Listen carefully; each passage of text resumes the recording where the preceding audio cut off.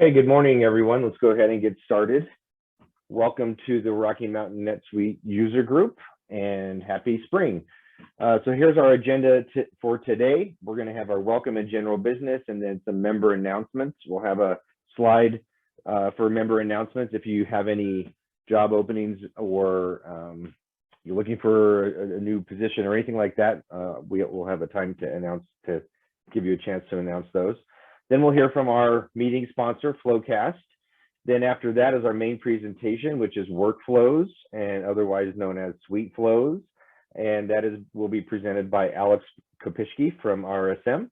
And then we'll have some tips and tricks right after that. And then our open forum where you get a chance to ask any questions of the group. And maybe as a group, we can help solve some problems.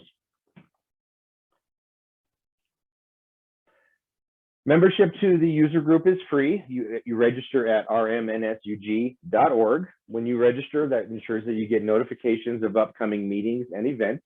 You also get access to our LinkedIn forum, which is a closed forum. So you do have to be a member. And then you also are able to get CPE credits when you attend the meetings. We'll have 2 CPE credits for today. We will talk about the CPE credits a little bit later in this slide deck. If you are not a member, if you're a first-time attendee and you're not a member, please go ahead and sign up, and that's at RMNSUG.org. Our LinkedIn user group forum, the purpose of this forum is to support fellow members with questions and answers. We do follow-up Q&A from the meetings if there's something that we can't address during the meeting. And then we'll also use that as our platform for announcements when we announce when our presentations are available. And the notes.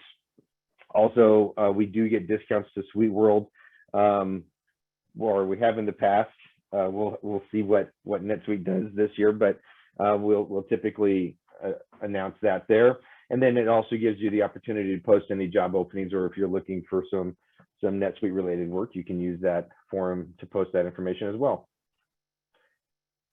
So where to find us?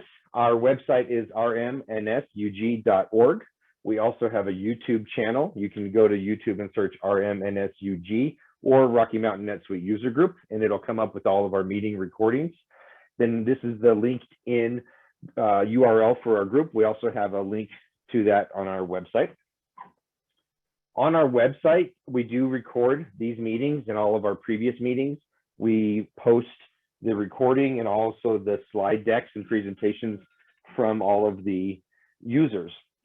Oh, I'm sorry, all of the presenters, and that is rmnsug.org/posts. And you can actually search on there to find any topic that we've covered in the past, which is a lot. We've done a lot of, wide variety of topics related to NetSuite over the years. So I'll take just a minute for any member announcements. If anybody has a position that you're hiring for, or if you're looking for a position or any other NetSuite related announcements, you can go ahead and unmute yourself. We'll wait here for just a minute or so and you can make that announcement. Hi, this is Peggy Eveleth from RSM. We are looking for experienced NetSuite consultants. If I will put my email in the chat window, so please contact me if you're interested in potentially, or if you know someone who's interested in potentially joining our team as a NetSuite consultant based out of Denver. Great, thank you, Peggy. In the chat window, Larry posted need help implementing and optimizing warehouse using RF Smart. And you can also post these openings or requests on the LinkedIn forum. And Larry, you're an end user, I presume, looking for a consultant to help you? Okay, that is correct. All right.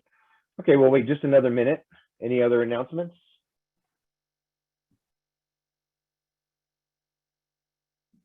Okay, going once. Going twice. All right, let's move on. Thank you for those announcements. So just real quick, I'm going to highlight our board members. So that's me in the upper left-hand corner. I'm Corey Anderson of Corey Anderson Consulting. I'm an independent NetSuite and Sligo consultant. Then we have our sponsorship and membership chair, Margie Comino of PlantScan Corp. Then our communications chair, Mike Kackline of Vertifor. And our speaker chair, who you just heard from, Peggy Eveleth from RSM US. And then our treasurer, Dana Larson of Dana Larson Consulting. Thank you all, to all of the board members for your continuous work to help this group keep running over the years. So evaluations, we do send an evaluation survey.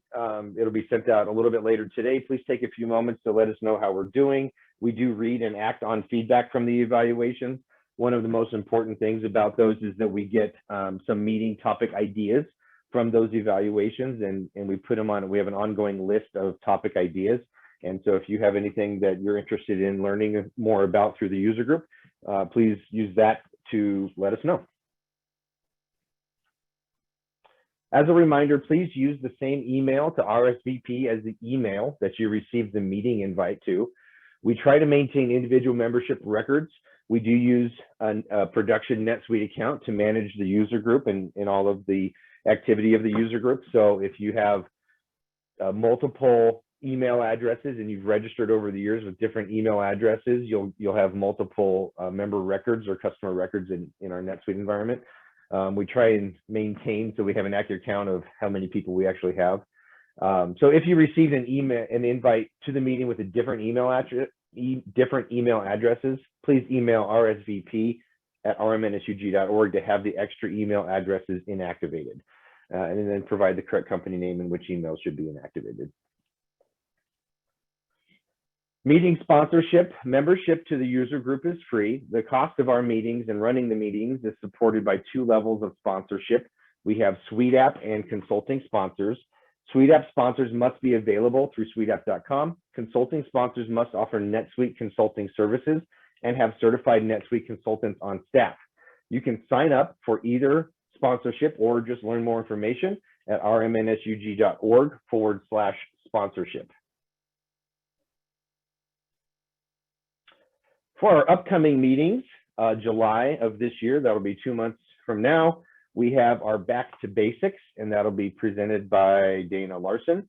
And then in August, we have a mini presentation, which I'll tell you here a little bit more in a minute, called FX, or Foreign Currency Exchange. Then in September, it'll be customizations. So I'll be doing that meeting. And then in November, we're planning on a supply chain meeting. We haven't done supply chain topic in the past. We are still working on lining up a presenter for that, and I think we should be able to do supply chain this coming November. But that's not a 100% confirmed topic, but that's what our plan is right now. So as I mentioned, we have a special mini seminar coming up. We haven't done this before. This is going to be FX, Foreign Currency Exchange, presented by Peggy Eveleth from RSM US. This will be on our meeting off month, and it's a shorter meeting format. This will be August 17th from 9 to 10:30 a.m. This is just a mini seminar. There's no sponsorships or anything else. It's just a bonus that we're gonna try out, and then we will invite or email the invites as usual and get RSVPs to that, and that'll be coming out in most likely late July. So that's very exciting, something new that we're trying this year. CPE credits, we are offering 2 CPE credits for today's meeting. Certificates will be issued within 15 days after training. For problems, email info@rmnsug.org with the CPE credits, and the CPE credits are sponsored by Eide Bailly. So this is our CPE compliance slide. CPE and attendance credits. To receive credit for attending today's session, you must sign in and out of the session using code words. The facilitator, that's me, will provide you the first code word at the start of the session and then provide you a checkout code word once the session is complete. The main session begins at 9 a.m. and it is scheduled to end at approximately 11 a.m. So we'll give the first code at 9 and the second code around 11 when the meeting is complete. You can log in with the link that was provided to you in the email. That email was sent out on Monday night. And then you fill out the information and enter the check-in and check-out keywords. I will also post the login URL for the CPE credits in the meeting chat window once we announce that first check-in code word. So thank you to iDaily for being our CPE sponsor. Also, so I'd like to say thank you to our consulting sponsor today, Nolan Business Solutions. I'd like to also mention that Nolan Business Solutions has been sponsoring and supporting the user group for many years. And I just wanted to say that we really appreciate your continued and ongoing support. Nolan is our consulting sponsor today, but they are also a Suite App sponsor from time to time, and they have many solutions that they've built to operate within NetSuite. One thing I'm going to mention, I have some information to read on Nolan, just a moment. So Nolan Business Solutions has the accounting and IT expertise to help you improve your NetSuite experience. Do you struggle with management of your daily cash position? Would you like a second set of eyes on your current financial processes to find ways of optimizing them? Using a collaborative approach, the Nolan Business Solutions NetSuite consulting team can advise you on the optimal financial practices and help you successfully implement proposed solutions.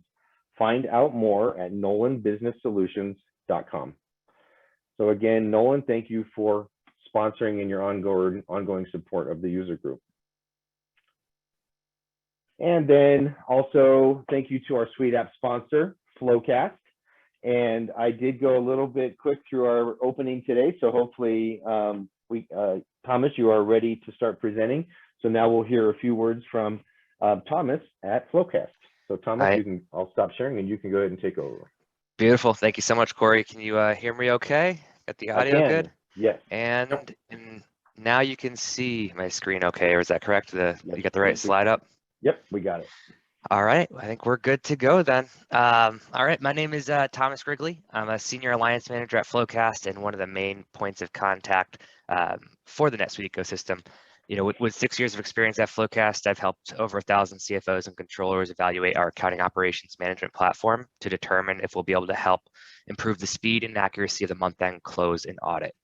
So throughout this presentation, I'm going to do my best to expand everyone's knowledge of what Flowcast provides and who we actually help.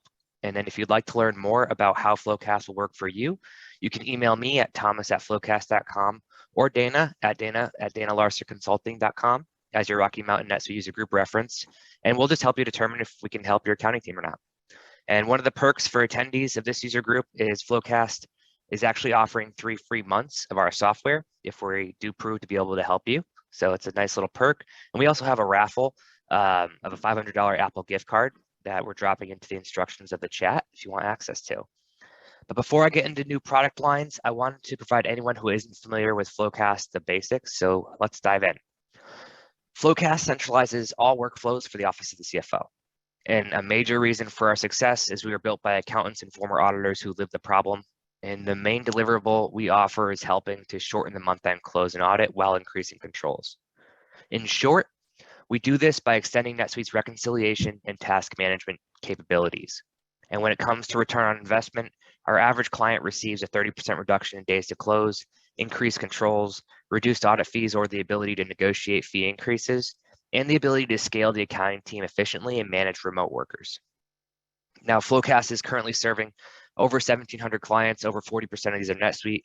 As a built for NetSuite verified Suite app, Flowcast has very tight ties with NetSuite, and we actually use the tool internally. You know, a major reason for our success with accounting teams on NetSuite is how seamless our direct API integration is to set up. As a Suite app bundle, our integration takes about 30 minutes to turn on, and the entire setup takes about 8 to 12 hours of one person's time spread out over typically 3 to 5 weeks.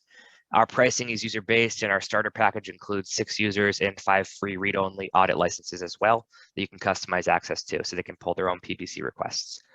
As you look at the logos on the screen, you'll notice our clients range across all industries and company sizes. The commonality between all of our clients is they have CFOs and controllers who truly care about operational excellence. And although there are a lot of notable tech names on this slide, we also have clients that are churches, nonprofits, beat co-ops, the list goes on. It comes down to, is there an initiative to improve the speed and accuracy of the month-end close and audit?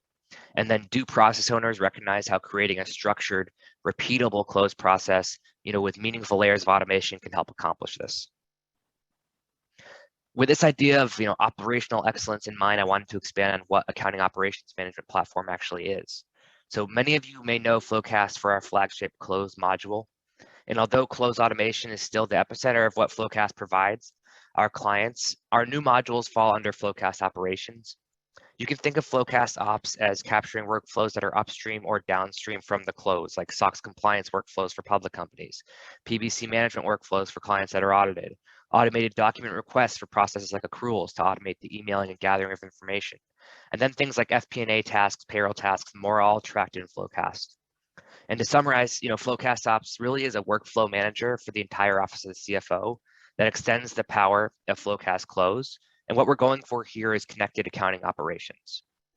Now, I'm going to dive into product momentarily, but before I do, I think this quote from Josh Scott, the controller of Jam City, is a great lens to view Flowcast through. So Josh says, to onboard someone new, I walk them through Flowcast to show how our accounting department operates. It embodies processes, best practices, documentation, historical record, completeness, my whole world.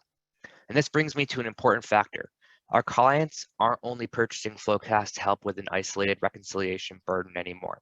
This does still happen. However, our clients add Flowcast to their tech stack to create a command center for all of these workflows under the office of the CFO.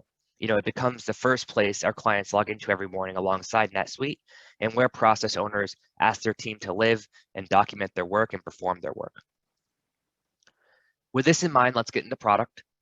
Flowcast's integrations with NetSuite, Excel, cloud storage, Slack and Teams, and email quite literally meet accountants where they work today and provide one place for CFOs to gain high-level status into the close, controllers to gain visibility into various processes, and accounting managers and staff to gain automation and analytics that help them perform their work in a more efficient manner.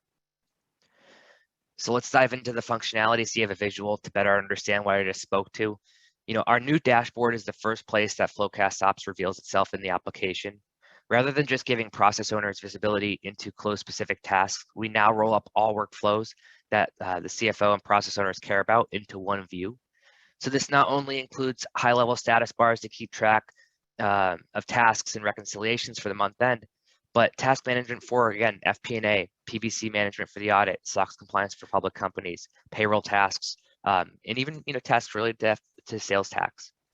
But prior to rolling out Flowcast operations, our clients were really hacking the application to track these activities. So we just built a better way to perform and track them.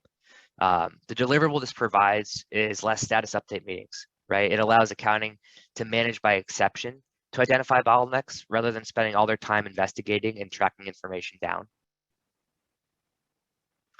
And to take this a layer deeper, we also provide data back to the CFO in a digestible format. Here you see how our analytics module provides close trends analysis that can break down recurring late items by accounting process, specific reconciliations or tasks, and even by team member. And we also provide forecasting, so it's easier for a controller to tell the CFO, right, if they'll close on time. And if not, they can quickly identify why. So visibility into bottlenecks and who to go to and where to go to drive improvement is what our analytics module is really providing our clients access to. Now, aside from providing team members a better way to manage the month-end workflow, and link things like prepare and reviewer sign-offs with supporting documentation and reconciliations, Flowcast also automates a great deal of manual time-consuming tasks. I'm about to wrap up and let Dana speak about a recent client evaluation she was a part of. But before I do, I wanted just to touch on how we automate the most burdensome tasks involved in reconciliations. There are a few main ways Flowcast automates reconciliations.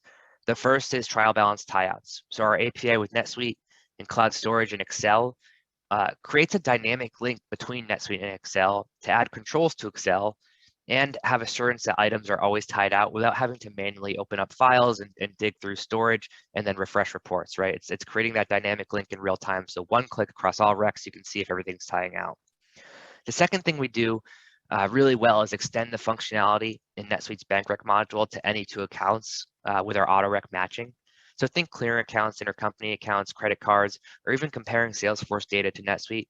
The cool thing about auto rec is we can match one-to-one, one-to-many, and many-to-many matches and even single-sided reversals.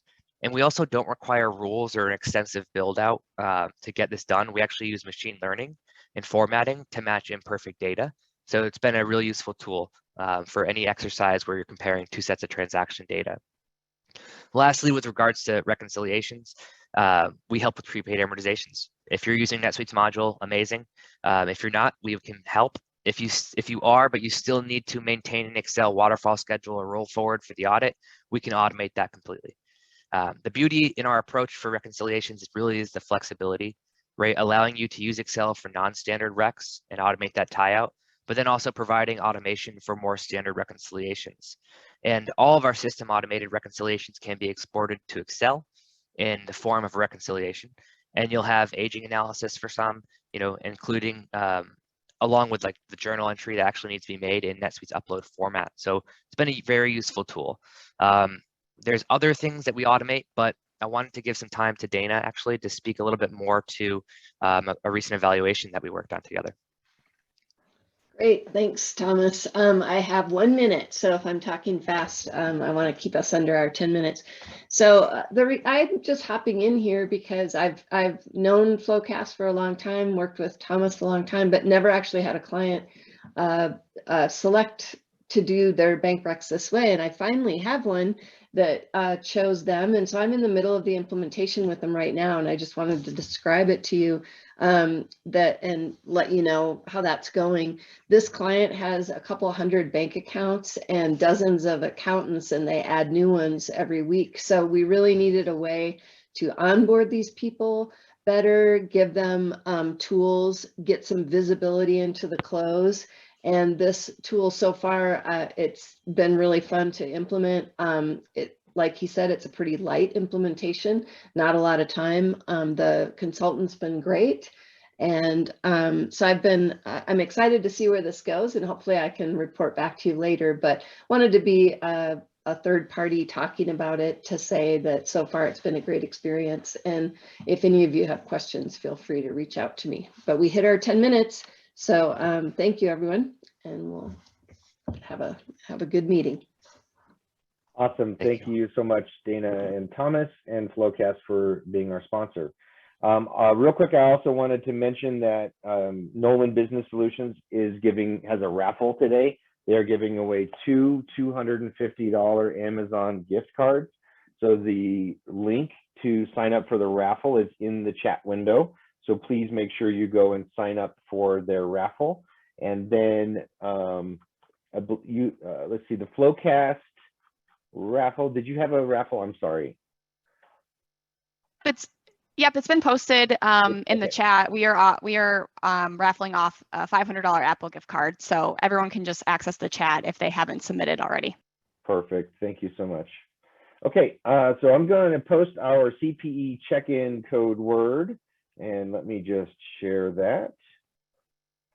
So here's your CPE check-in code word. We will prepare for our main presentation here with Alex. And Alex, are you on? I just want to make sure we can hear you. Everything is going to be good there. Yeah. Hey, Corey. It's Alex. Are you able to hear me okay? Yes, we can. Thanks, Alex. Great. So give us just a minute to finish this CPE part, and then we'll get you going. I'm going to post also in the meeting window the check-in link in case anybody needs that. Give me just a moment. So there is your CPE check-in link in the chat window. So we'll leave this up for just a minute. And then about halfway through Alex's presentation, we'll take a 5-minute break, and just so that everybody can go get another cup of coffee or tea or whatever. Hang on just a moment.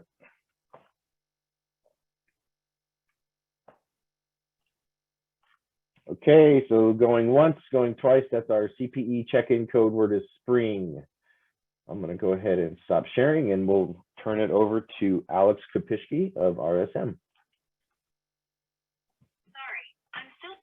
All right, I will start sharing now.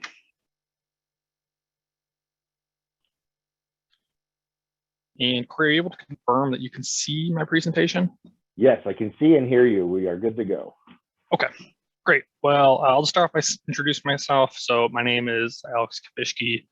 I'm a NetSuite functional consultant at RSM, based out of Minneapolis.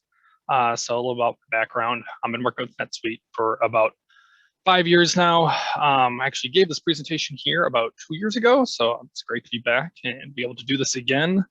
My experience with workflows is they've been really beneficial for me to be able to do some of these customizations without always needing a developer, be able to extend some of the functionality, and just more or less handle some tasks on my own that would oftentimes require a script, and be able to use workflows for those to fill those types of gaps. So I'm really excited to share some of my knowledge with everyone today. So for the agenda, we'll just start off with an overview of SuiteFlow. Just kind of what is it, some pros and cons, how's it compared to other methods. Next, we'll begin to managing existing workflows. So it's gonna be some of the more practical takeaways of today's presentation during that section. We have workflows running. What do I do? I'm an end user. How do I know there's a workflow running? And then also more on the administrator side. I'm the one managing all of the workflows in an instance. How do I go about administering them? Next part will be the workflow demonstrations. So I'm going to estimate these first two topics take about 20 to 30 minutes, but then I really want to spend most of the time actually in NetSuite, going through some 5-6 scenarios or so I have of some business cases I've run across or thought of that I thought would be valuable to share with the group to kind of show some different functionality of workflow. And then we should have some time at the end for question and answers. I know last time I did this that question and answers can be asked in the chat throughout, and those get posed to me, so that's even better. If there's a question that comes up at the time, asking those and just be able to take those as they come makes this a bit more interactive, and also just good to get those answered right away.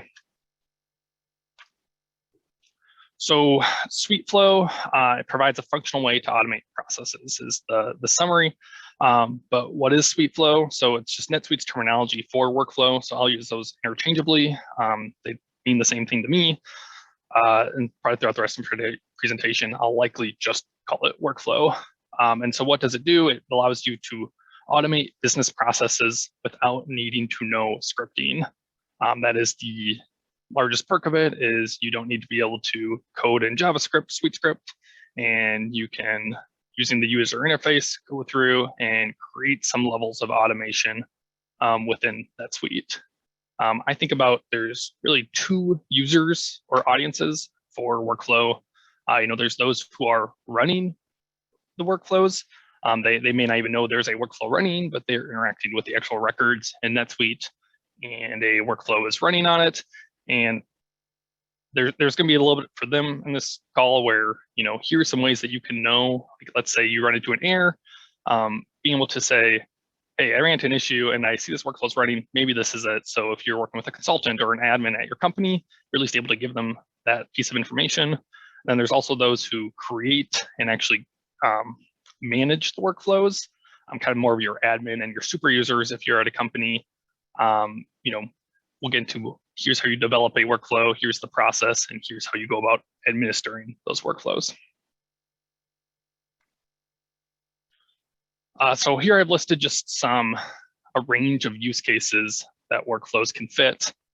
This is definitely not a comprehensive list, but these would make up a large number of cases. You could go really long ways of just working within these use cases. So I'll start with just a transaction approval. I always find this one is kind of what people think of when they think of workflow. I enter a record, we're going to go to an approval hierarchy. Maybe we're going to have limits around that hierarchy, and it's going to end with an approved transaction. The next example is data validation. So let's say someone's entering a record, and I want, based on what they enter into one field, to impact what they see throughout the remaining record. Workflow can handle that. Setting fields on defined schedule. So if a field is not accessible through, let's say, a CSV import or a mass update, sometimes it's accessible via workflow, and it can be a way to, after the fact, go through and add fields or update fields on a record. You can set field display types. So if you want a field to become mandatory after a user enters a specific value into a record, workflow can handle that. Email based on conditions. So an example always given is, you have a customer that entered an order and you want to send a follow-up after 3 days, there's limitations within native NetSuite of you can definitely send an email as soon as that record is saved, but being able to have some more conditionality where after those 3 days, I want an email sent. I want an email sent to multiple people stored on that customer record. Workflow can handle those. And then the last one is any buttons to forms. So think of this as NetSuite oftentimes has native buttons on records, but we want to add our own because we want this to trigger some other action. So whether that be an approval flow or whether that be send an email, workflows are able to add those buttons and also drive that behavior. And so the main comparison I want to draw right away is workflows and scripts and when to use which. So at the summarized level, there are limitations to what workflows can do to configure a script. There's almost nothing that a script can do that let me say that again. There's almost nothing that workflow can do that a script can't. So it's inclusive of everything workflow can do. But with that said, there are barriers to entry where you need to be able to code to do scripting. Scripts also have ability to do multiple joins. There's just more accessibility within records. We'll get into some of those limitations on workflows, but more or less any record you have access to with the script. That's not true for workflow. And then the last one is source control. So for anyone that has worked with workflows, the ability to bundle and move workflows within NetSuite can be rather challenging. Oftentimes I will just end up doing it manually due to that. So those are some of the advantages of scripting. The other side is, workflows are just more accessible. You could easily sit down and be able to learn a workflow and generate one, within hours, rather than having a background as a developer.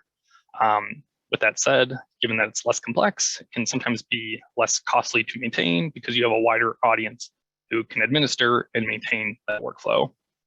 It's also more visual, as in, and we'll get into this later on in the demo, where it's in the UI, you can visually look at what the workflow is doing. You can click into it. You can, if you understand NetSuite, you can probably have a good understanding of what a workflow is or isn't doing.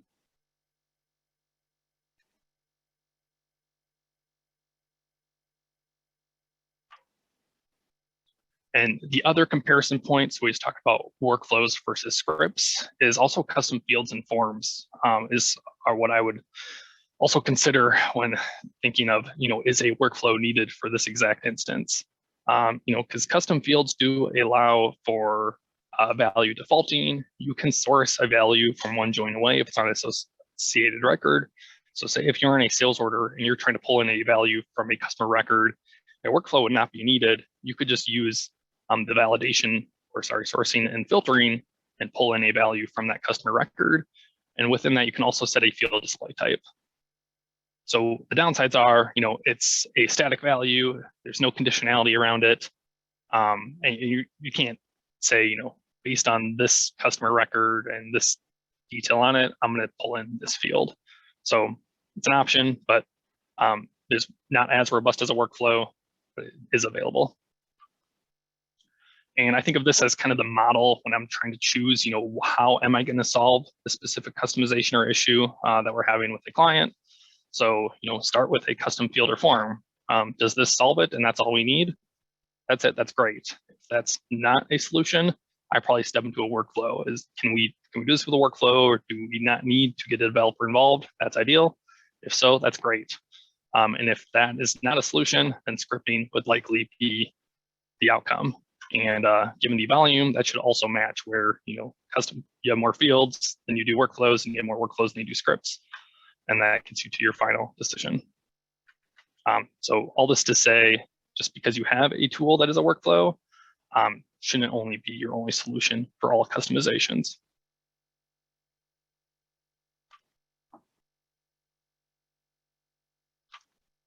Okay, and so with that, I'm going to get into the actual presentation portion of this.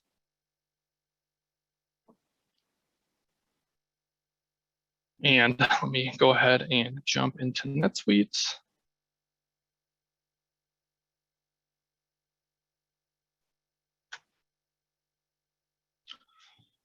So I am working out of the admin role today. So I will be in the Classic Center.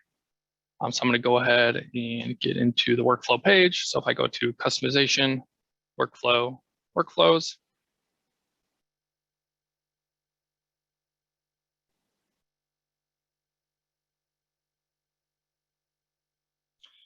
and so right away, this is the page of all workflows right now within this NetSuite environment. I'm just in a demo account.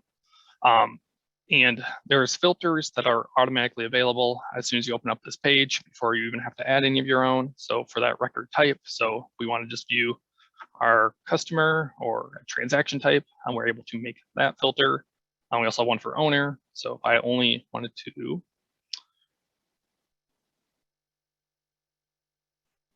look at mine, that option is also going to be there. Release status will define what each of these release statuses are a little bit later on, but just another way we can get a little bit more granularity when we're looking at all of our workflows. And from bundle, so if you are doing bundling and that is how you track it, all these options will also be available here just with the native filters. This can be customized if you have someone else you would like to filter your workflows when you're trying to work through and view them. Just in the same way as really any other saved search. So if you have comfort there, you could certainly add that. And when I would oftentimes add is this sub-record type. What sub-record type will correspond to is the record type is transaction. The sub-record type would be the specific transaction type. So I want to know that not only is it transaction, but it's also a sales order workflow that I'm viewing.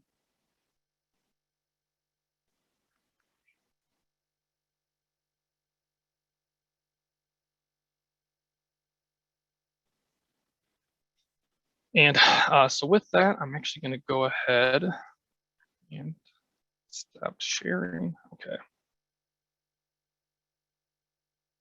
So I'm going to go ahead and start creating the first workflow so I can define some of the basic information.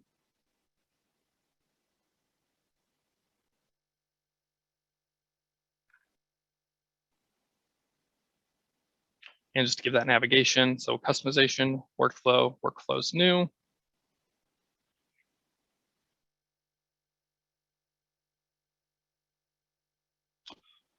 So as we're working down our workflow, the first part we have to specify is our record type. So probably about, I'm just gonna give a percentage, might not be totally accurate, but 80 to 90% of your workflows are gonna be a transaction, a customer, or a vendor. Most often that's where you want to run your automation on. But as soon as you select transaction, this subtypes field is gonna show up. So if we want to run it on a specific transaction, we would have to select it here. And you can run on more than one. That's a little bit less utility, but let's say you want to run this on sales orders and cash sales. You can specify that here by just control clicking in and selecting multiple. From there, giving the descriptive name of what this workflow is going to be doing.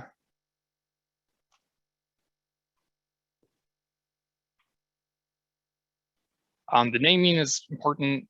NetSuite, but really is also in workflows just because you don't have a great way to say what a workflow is doing unless you click into it. So using that name to give a description of here's how it's processing, really helpful for that administrative part of this. ID, not as important, but in the same way, as long as you're following the naming convention throughout your environment, it should be fine here as well.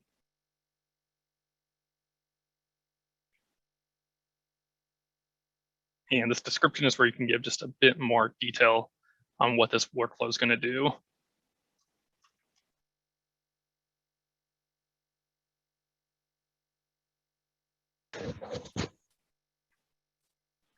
And are they doing a lot of work with them, or do you guys even know? Or do they have very much tickets?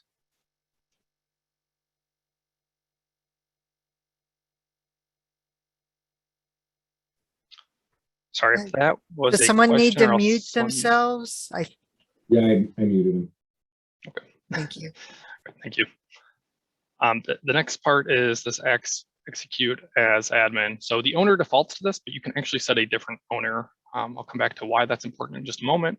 But execute as admin allows for this workflow to run.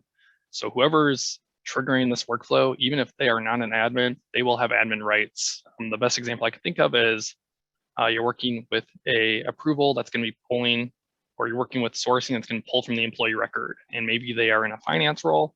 They have no access to look at employee data. They need to pull in a value from the employee record. This execute as admin would allow for that to happen. So even though that employee's role permission doesn't give them access to the employee record, they can still pull in that detail as long as this execute as admin field is checked. The next one is release status. So it defaults to testing. I'm actually just going to pull up the deck really quick.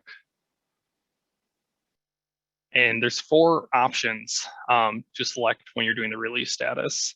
So it used to just be not running, testing, released. And then a few years back, they added a couple more options around the not running. So there's a suspended and a not initiating. They are similar, but not exactly the same. Suspended is going to say no new instances are initiated, as well as everything that's already in progress. So let's say you're in the middle of an approval hierarchy. It's just going to stop wherever it is, and it's not going to continue on. The other option is not initiating. This is the other side of that same idea, suspended, where it's not going to create any new instances of the workflow, but it will allow any of those that are in progress to run. This actually works the exact same way as if you set a workflow inactive. Testing, so this is where, especially when you're building these initially, is where you should have your workflow status. So this will only run for the employee listed in the owner field. And also, we'll get into a scheduled workflow later on, but it gives you that ability to run it on just 15 records right away without waiting for the scheduled timing to take place.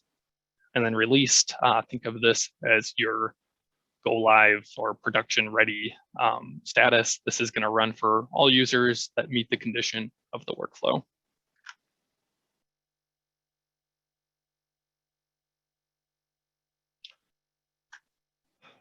And so a way to see all of your workflow instances, and I'll tie this together as we run our first workflow, but I know last time I did this, there was a bit of interest in this search and the ability to look at all the workflows that are currently initiating throughout the environment.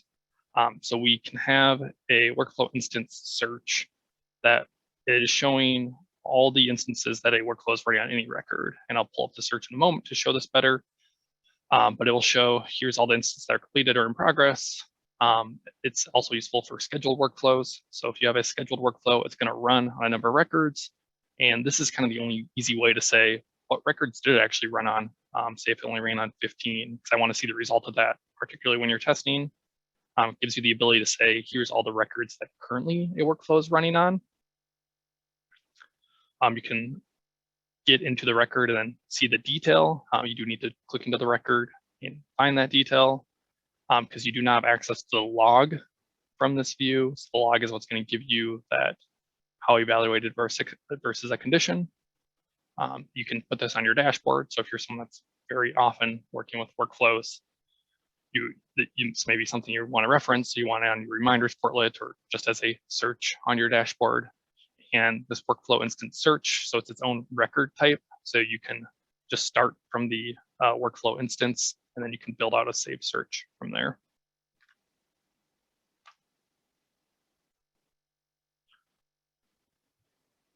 And so with that search, that's the instance and history records are the main troubleshooting method when you're working with workflows. So down here, this is just a screenshot of that workflow history that we have on the record. So these are generated. Let me just go ahead and pull up NetSuite really quick. So as long as we have this enable logging checked, we're going to get additional detail. So we really always want this when we're testing. You can have it when it's released as well, but you do have to select this for always. The one downside of that is, you can create a large number of instance records. So it's something to be mindful of if you do have a large number of workflows. But for the most part, I haven't noticed any system performance issues. And I oftentimes forget to set my instance back to only when testing.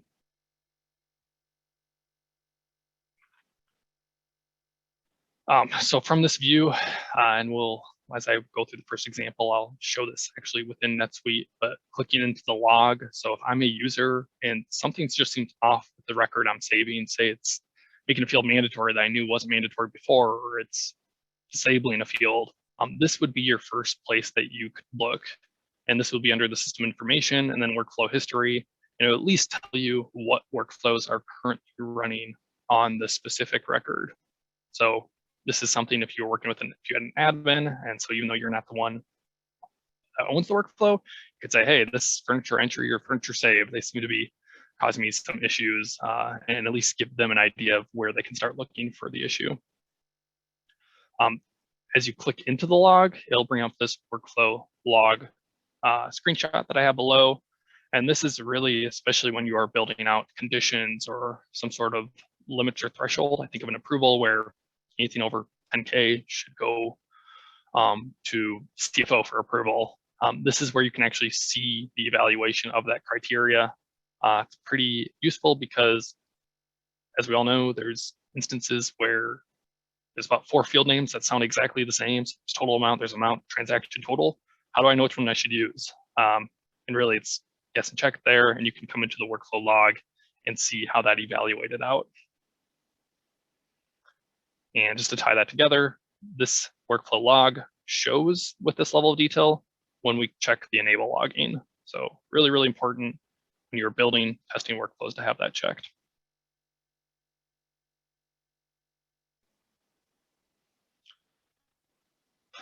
So the next part is handling in process workflows.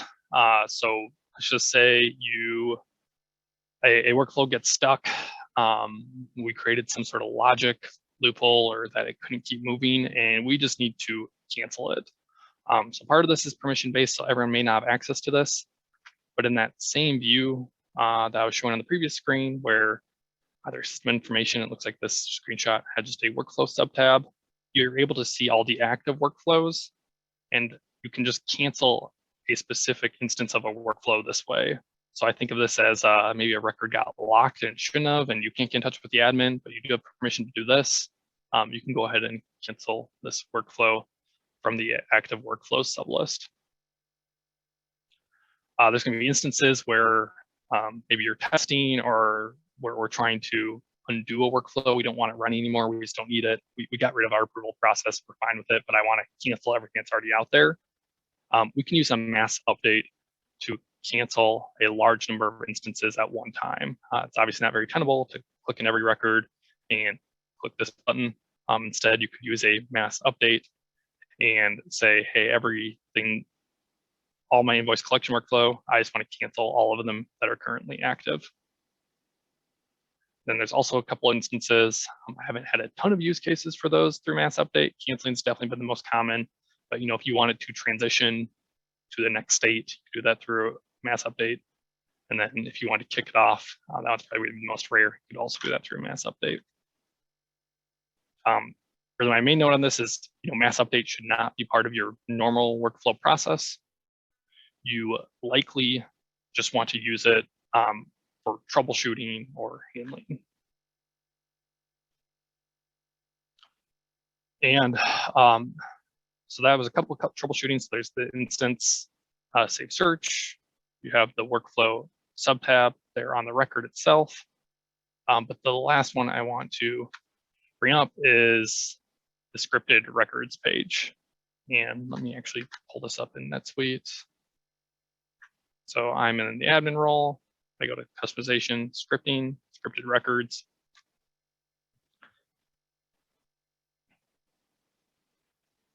And this is useful for really, especially records, say like a sales order. Oftentimes they'll have a number of customizations on it.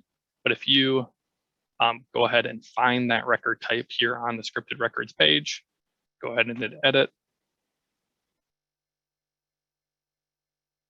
You're gonna be able to see all the customizations that are currently happening on that record type. So if you're having a really bad performance, as in like it's taking forever for this record to save, there's other options there to look into this, but maybe helpful to say what are all the scripts running on that record right now. So we have the user event scripts, client scripts, and then for the focus of this call, we have workflows. The one point I'll make is that our scripts are drag and drop, so we can reorder them, which reorganizes the order they run in. Our workflows are not. So we can see a lot of detail. I can see who the owner is. I can see the status. I can update the status. I can update the trigger type, and I can update if it's on create or on view or edit, all from the screen, but I cannot reorganize the order. So what that means for the ordering of workflows, this doesn't come up too often, but if you had so many workflows, you may need just a workflow to manage the order of all of those to drive that initiation. Otherwise, using your triggers to make sure they run one after another. So let's say you need to do field sourcing before that can be used in approval flow. You would need to make sure that the trigger is in some way corresponding that field sourcing is taking place. And we'll get into those trigger types in just a moment as well.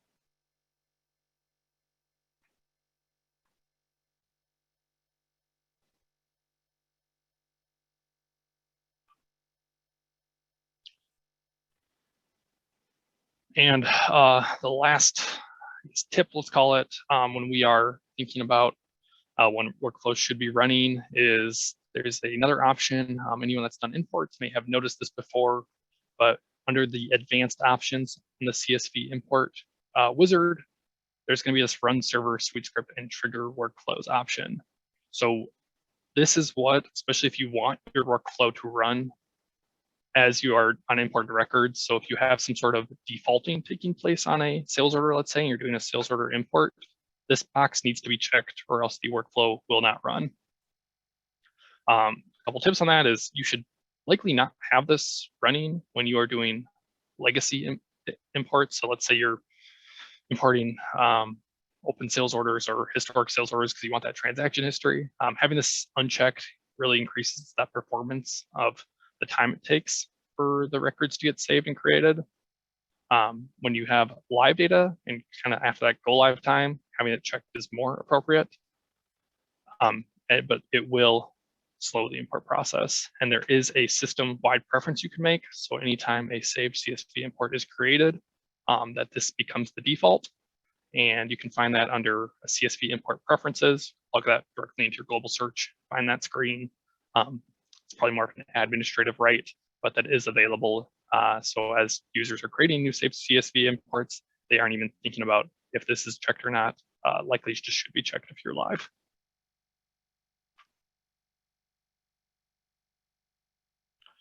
Okay, I jumped the gun a little bit earlier. I talked about demonstrations, but now we'll actually get into those demonstrations just after I talk a bit about the process of creating a workflow, and then I'll go through some various use cases and set those up in NetSuite and see those in action. So when I think about before I go ahead and create a workflow, oftentimes just map out that process prior to getting into NetSuite.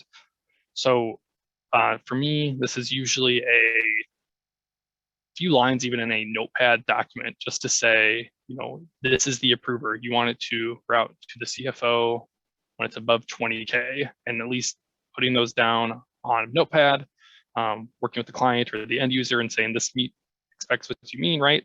And then going from there. The other one is if it's going to be an incredibly robust, we have multiple approvals, hierarchy approvals, and we need something more for sign off.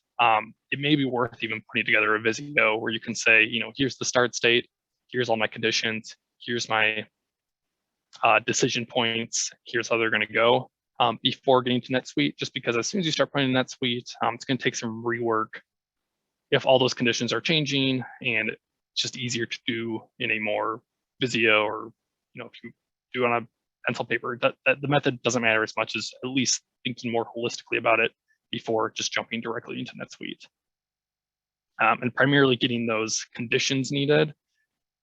You know, what are the monetary conditions, and then what transitions are needed is the primary goal we're trying to get out of that conversation. And so we have two different triggers, I guess is how I'm going to talk about it right now, where we have client triggers and server triggers. I won't get too much into the nuance of what this is, but I just think of client as the user has the record open and they are interacting with that record, we want automation to happen. So the most common one is after field edit. So the moment they put a value into this field, I want another field to become mandatory.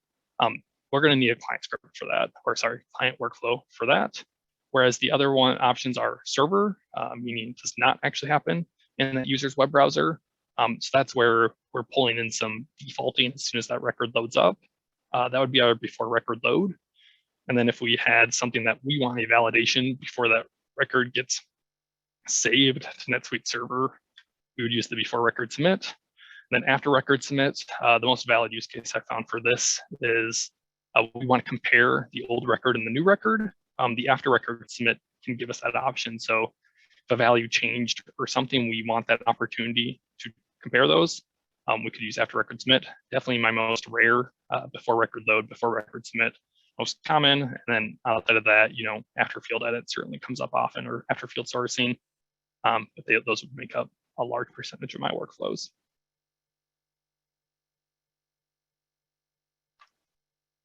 And comparison to that other visual where this is a little more difficult to follow, this is kind of the summarized version of, especially if you are just getting into workflows and want to create one. I have the Sweet Answers article in here too, but this is a quick reference, which is going to say when you should use these or how you want to use these, and gives a little bit of detail around the transition as well. So what trigger would be appropriate. And just a helpful reference, I still refer back to it because there's instances where I'm not quite sure would entry or would before record load be more appropriate. So having this as a reference is beneficial.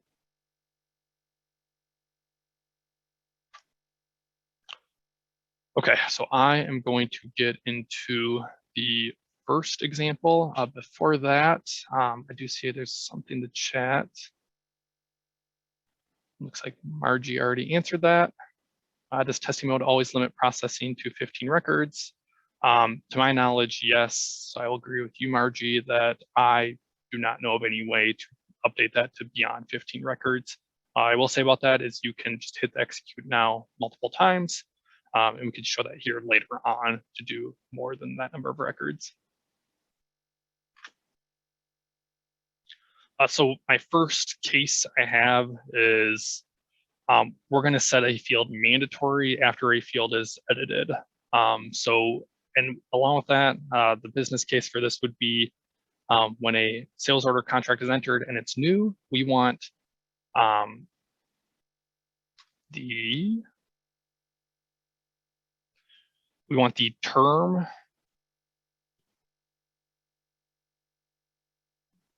We want the contract term to become mandatory, and we want the PO number to be hidden, with the idea that we would not have a PO number for this. We'd only want to give the user the option to enter it. And with that, I'll also go through, we'll have a condition built in here, and then we'll be able to take a look at that workflow history as well. So I am going to jump back in NetSuite. So I had started this workflow here earlier, so I'm going to continue with this. So I have some naming that gives some overview of what this does. I'm going to set to testing for now, and this is only going to run on the sales order at the moment.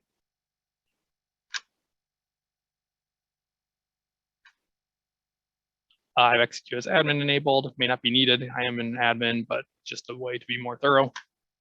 And I'm going to have this only run on create. This event definition will come up more here on our next scenario, but right now this is event-based, meaning something is happening. I am opening a record or I'm creating a record. The other alternative is scheduled, which will be our next example, so I'll come back to that in a moment. And then trigger type. So if we wanted to restrict it where this should only happen at one of these instances, we could set that here. Otherwise, all is a fine option for this scenario. So I'm going to go ahead and save this. So now I have that main part of the workflow set up, and now I get into the actual building of the workflow itself. So this is the workflow interface. So this is the main perk of using workflow versus scripting. It's very user-friendly, where you have a state, this makes sense, you can take it, you can drag it, you have transitions, you can take them, you can move them around, you can select your start state, and as soon as you create that workflow, this is the part that you get. And if you need to add more states, add transition, okay, you can do so here, and you don't even have to click into them. If you want to delete one, you can just go ahead, highlight it, delete it.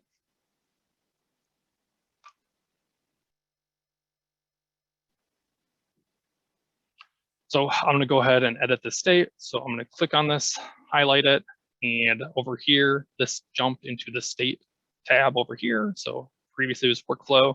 That was all those fields we set up front. But I want to be managing the state.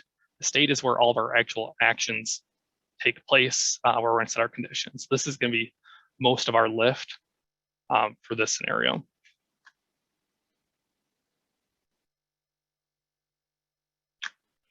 And so they will come in with state 1, state 2, but I also like to give some amount of additional detail around what each state is doing, again, just with the idea that someone else may be managing this. So it's helpful to have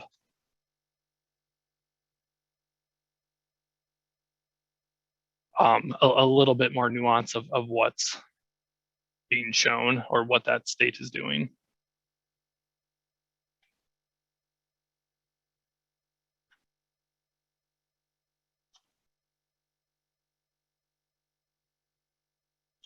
And let me just pull this up really quick.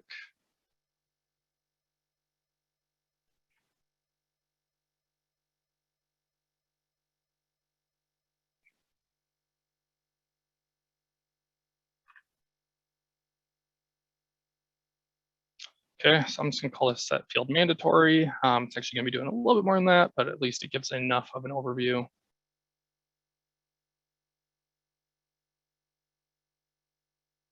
And then as soon as you set that title, you actually do have to save the state before making your action, or else you'll lose that.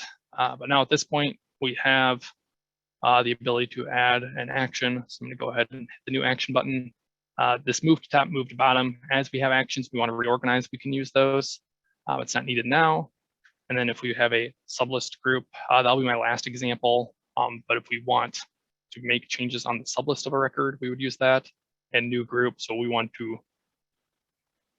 a condition before a group of actions take place. We could use a group. I don't have too many scenarios for this, so I will not actually have an example for that today, but we will have an action.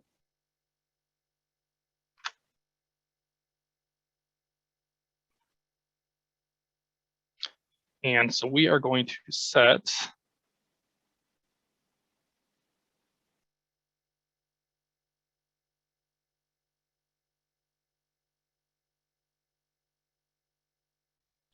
and let me go ahead and open up a sales order. So usually when I'm working with a record, I like to have an example of that record open as well, just so I know what fields are available and what I'm working with.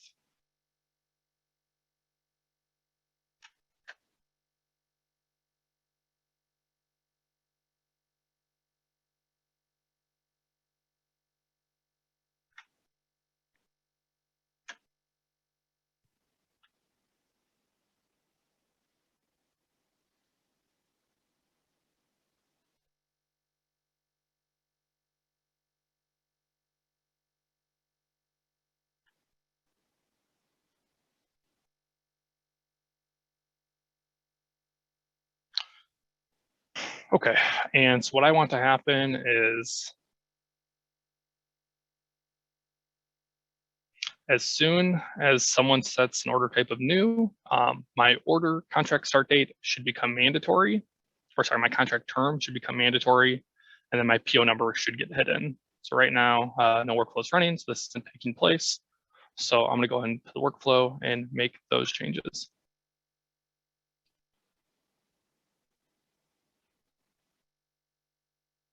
And the field I want to become mandatory is contract term. So I'm gonna go ahead and find it. You do have an option to do sublist fields from here. but this is only going to be a mainline field for now. And then my condition is going to be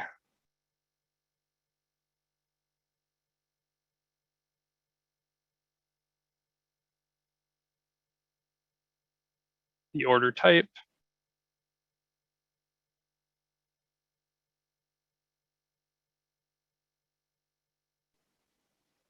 And since that was a list record value, I can just select that same value here. So when it's contract new,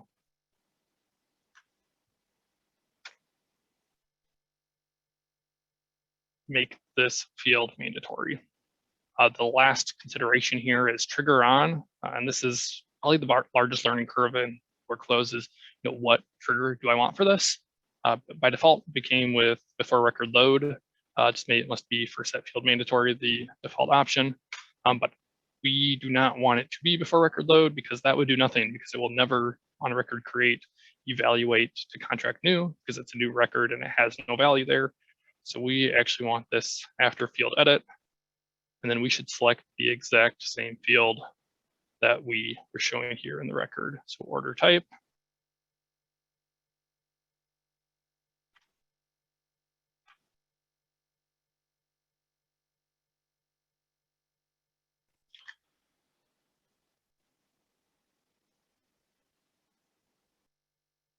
And so I have this testing. So let's go ahead and just test it in real time. So I think testing as you go, as you add an action, test it right away, see if it works.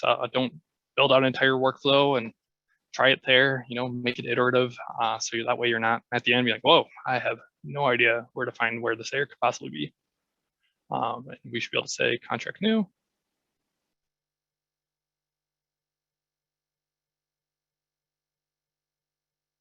Try to reload this record.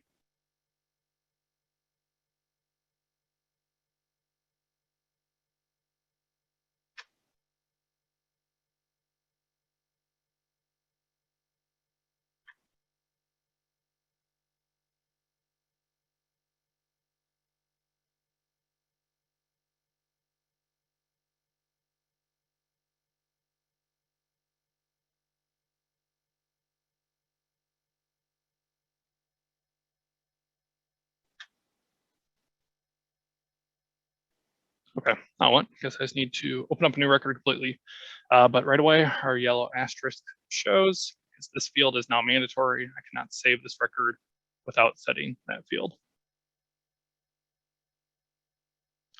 The other part of the scenario was, okay, that's great. We have a set field mandatory, but we also want one additional piece to this where we want to hide PO number when that contract is set to new. We just won't have a PO number. We want to remove that option of the user even entering something in there. So we don't need to create another state. We can have multiple actions in one state.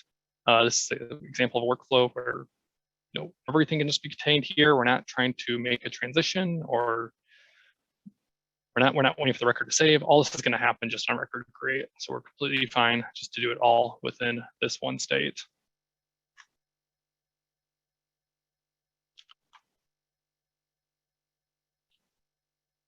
And so I glossed over this a bit initially, but this whole list of actions is everything that you can do with a workflow from that state. So if I had to say what makes up 95% of my workflows, it's going to be set field value, set field mandatory, set field display type, send email, and add button.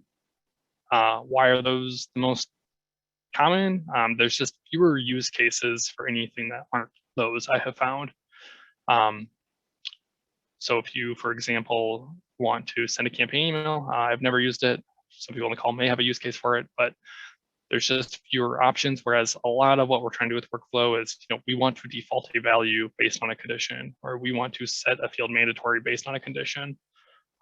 So those are my most common, but it may be different for others. So I'm going to go ahead and set field display type. So it's going to look and act very similar to that set field mandatory, almost identical, with the only distinction of down in this bottom in the parameters area where I'm going to select my field. And I'm going to do PO check number And I'm going to set it to hidden. Before, the only option was mandatory. So NetSuite just needs to separate out the make mandatory and that display type. It must just be different methods that it's able to do that. But other than that, I can set up the rest of this exactly the same. And I'm going to remember that field because I already forgot it. That is order type. Same condition.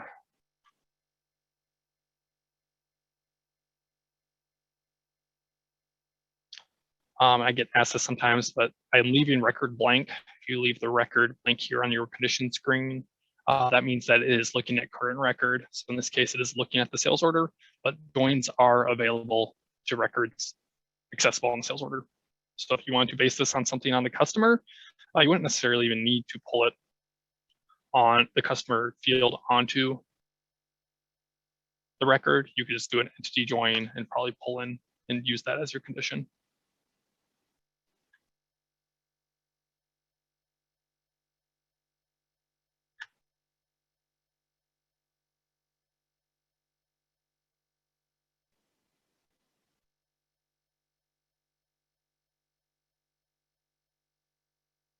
And so within here, you can drag and drop. So if we want to reorganize these to go in a different order, no impact here. That's not a great example, but I really want that PO number to get hidden first. They both should happen more or less at the same moment, but that's how I can set that, is by moving these around. So I'm gonna go ahead and save that. And I'm still in testing. It's only running for me. So let me go ahead and refresh this record.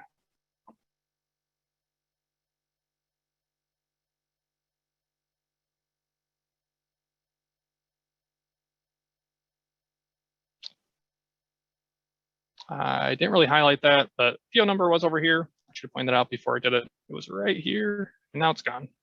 And then our term is mandatory. The one downside is, that is it's a one-way street, right? It's not going to unhide it now. It took it. So if you wanted to unhide it, you just have to refresh the record.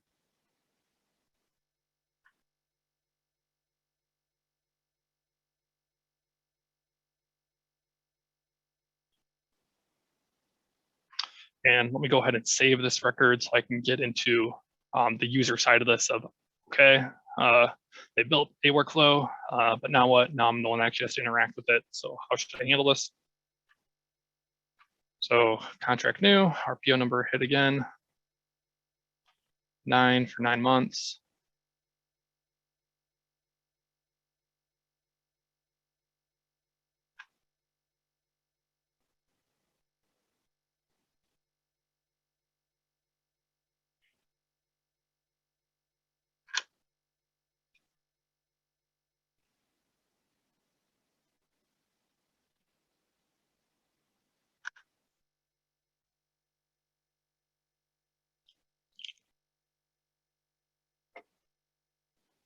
It looks like this demo environment has an audit trail workflow for just about everyone else's environment, unless they've customized it. This would actually be system information.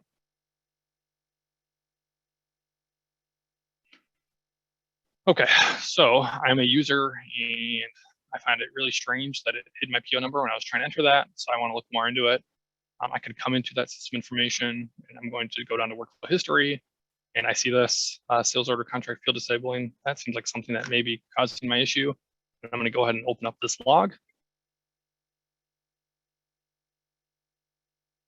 And if you show rejected actions transactions,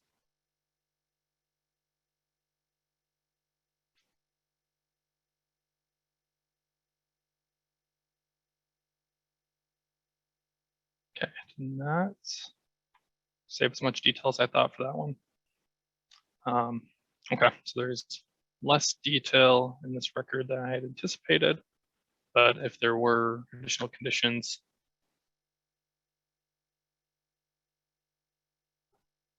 I guess because it might be client side. Okay, but that is the extent of detail, so you at least do know what workflow ran. So given that sort of non-native behavior, they would at least be able to say it's likely this workflow that's causing it.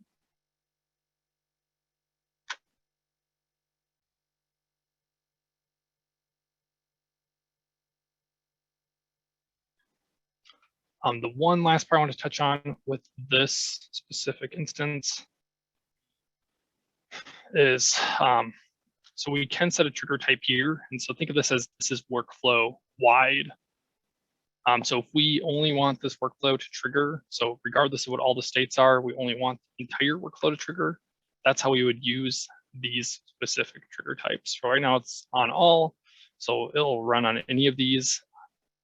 But if I go ahead and filter down to one of these, my event types is also going to open up.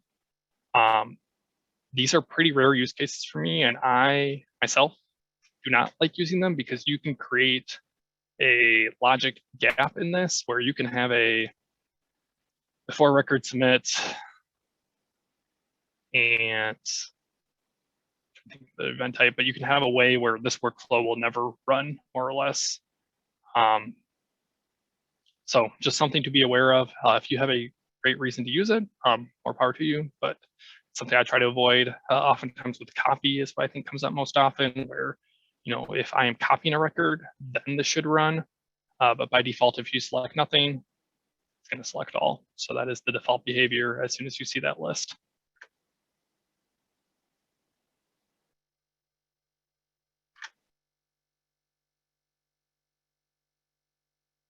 So that was the data entry example. Let me just check the comments quick.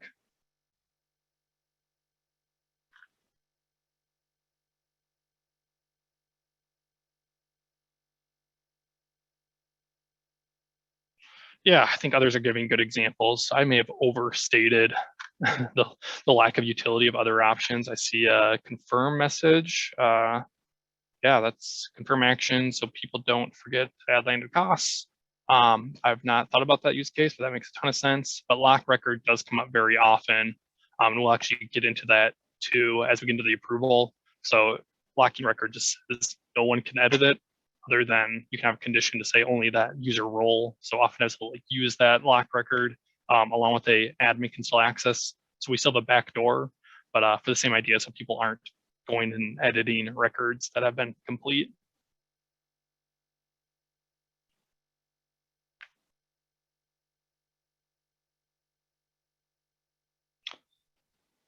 And I see one more question. Can you make a workflow subsidiary specific? You know, somehow that has not come up. At least I have not had to do that, but I don't see why not. Yeah.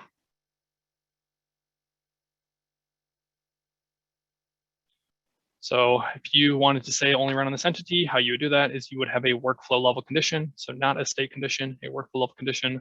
And you would say, I'm only going to run it for this subsidiary. So you could pretty straightforward make this so it only applies to Germany.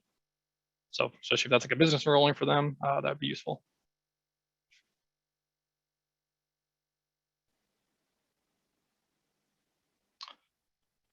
Yeah, and Rick asked about if you added the opposite conditions and actions to the field to more or less.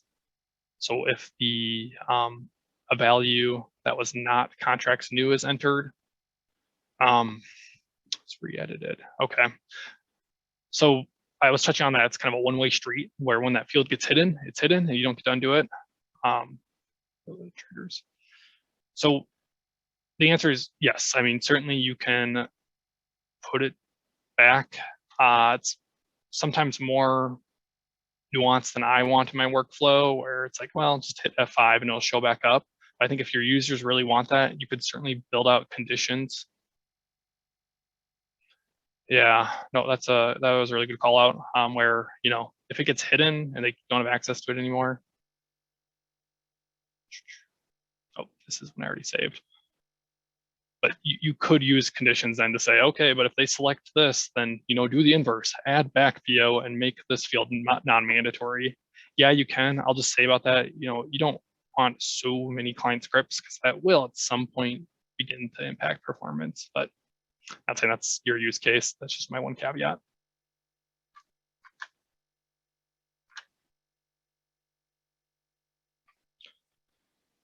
Okay, thanks for the questions.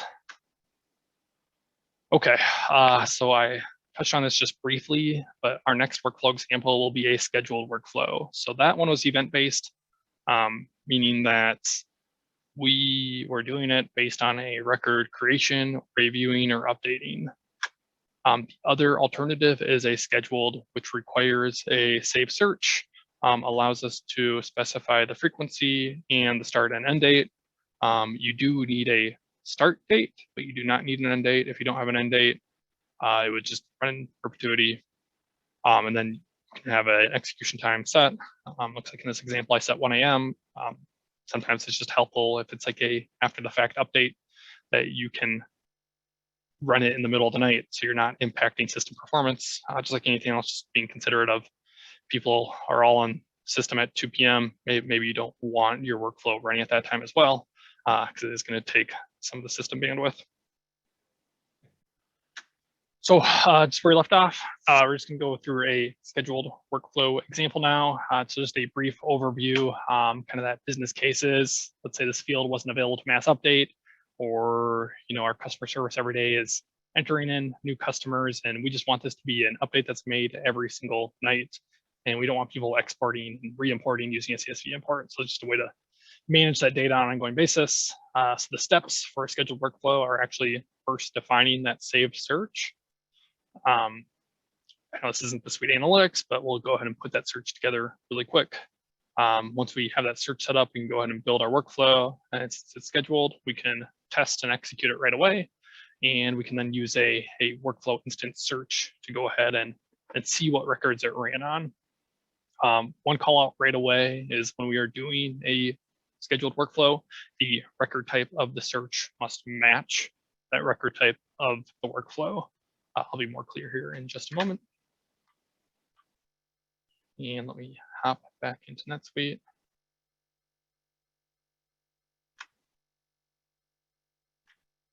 Okay, so I'm going to just get back to my home screen and close out a couple of tabs to reduce some clutter.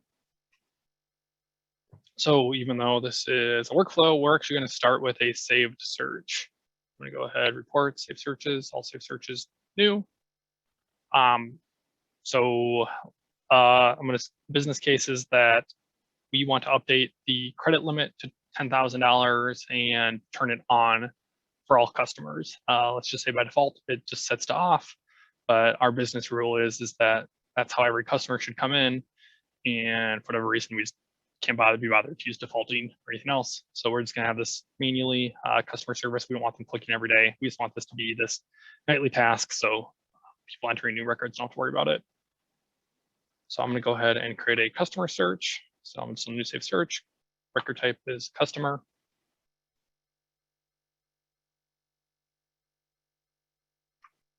And when I'm setting up my searches for scheduled workflows, I like to make it very clear that no one should be editing these. So people can still find a way, but usually if you have something like this, that will stop them from doing so, because if someone comes in, edits this, uses this for their own needs, that workflow will no longer run. And even worse, it may just run on fields or records we don't want it to. So not having it public is also a viable option. I know this came up last time on the session, but you can't, if I'm the one building the workflow in the search, that's totally fine, probably not to have it public. But if I am building a search and someone else is using their workflow, it may not work out where they cannot find the search unless I have it public.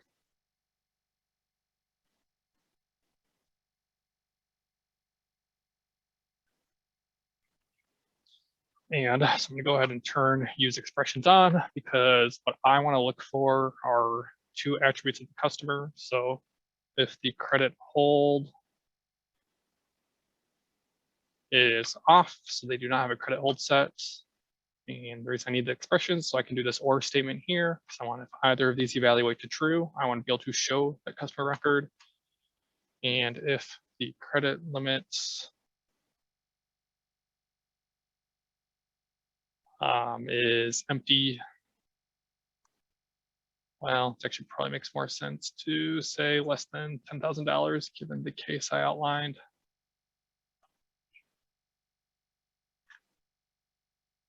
So that's my criteria. So what I'm doing with this is going to say any customer record that meets this criteria, my workflow will run on. So with the results side, so usually, so with any search, I'm always going to hit remove all and start here. But I always like to have the fields I'm updating shown in the results. So probably all I need are just name, credit hold, and then credit limit. And I'm just going to go ahead and get a sense of what the results look like before I run this, or before I edit my workflow.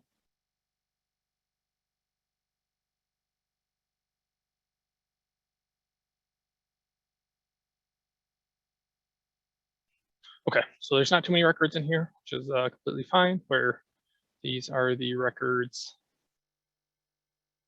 that this should run on. So this one is off and still has a $2 million credit limit. So these are the ones I want to be entering. Maybe by default, these are just all coming in with these details.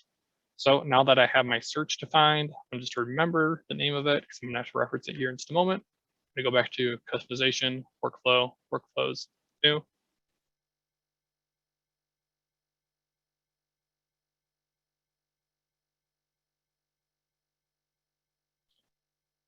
And last time our record type was transaction. This time it's going to be a customer. So there are subtypes. So if you want to run this on lead prospects as well, you could. Not applicable to this time. So it's only going to be on the customer.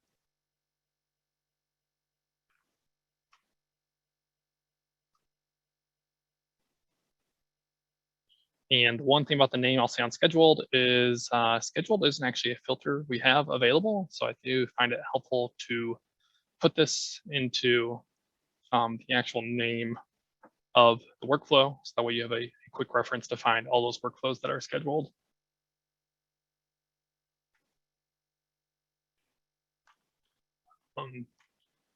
Continuing down, I'm not going to add a description just for the sake of time. I'm the owner, execute as admin. We're going to leave it in testing because that's going to allow us to execute it right away.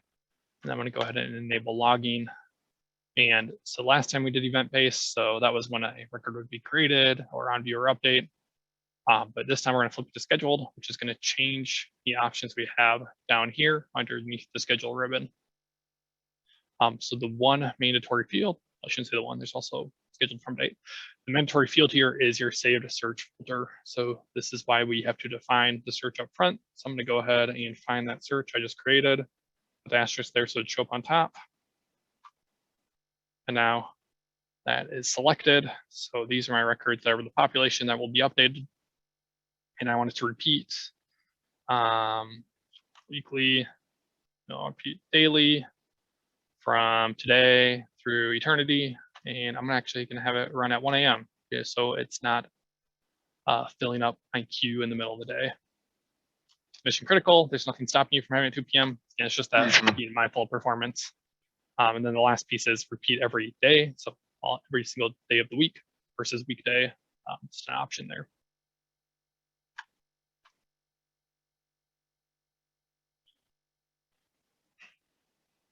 So we have our workflow detail set. So we have our population set this is going to run on. From there, it's pretty much identical to how we set up a event workflow. So I'm going to go ahead, I click into the state, go ahead and edit it. I'm going to name it something descriptive.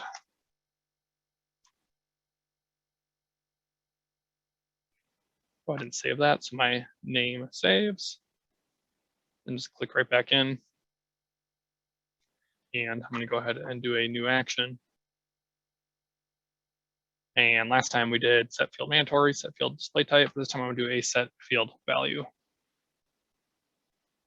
So I'm going to have 2 set field values I need. So one is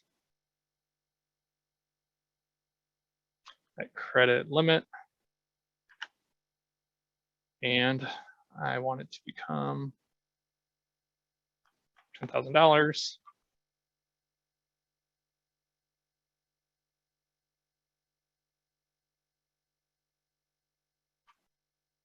And I'm also going to set one additional action where I want the credit limit course, credit hold to be turned to on, because that was a list record type. I have these options here, whereas previously the credit limit is just freeform text, which is why I had to enter my own text. I'm going to turn that on.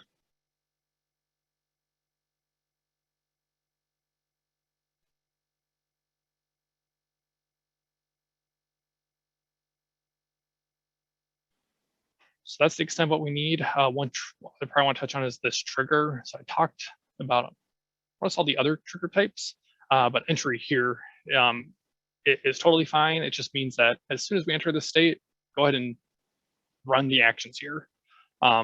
Given that it will only enter the state based on that frequency, so once a day, it will run the search, go in and try to run those actions on these. And there likely could be other, well, yeah, for this schedule one, usually entry will be appropriate.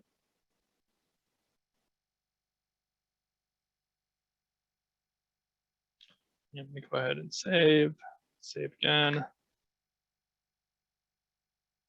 And before I run this, I just want to bring up my workflow instance history search. So I created this before. Let me just talk through. I showed this in the PowerPoint, but this is how we can say, okay, I have a workflow. What did it run on?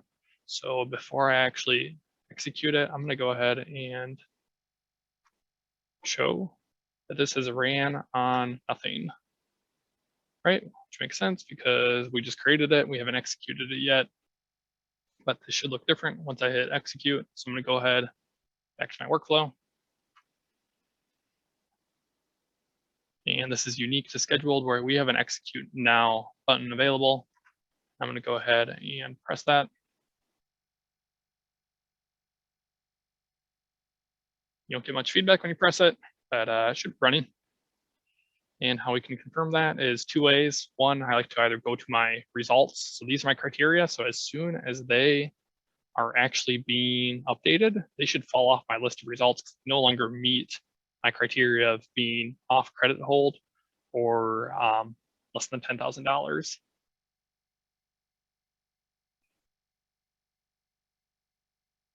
And so here's the records being updated. So I see 4. Hopefully this goes down to about 11 or 10, maybe another 2 have ran into time between refreshing.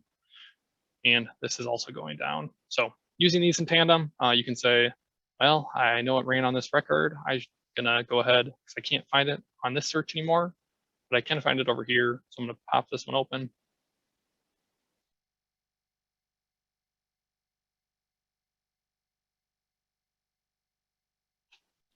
Got the system information, workflow history, and I can see that this ran, and I can look under the financial. There it is. Credit limit was set to 10,000, was set to on. It was previously showing something different.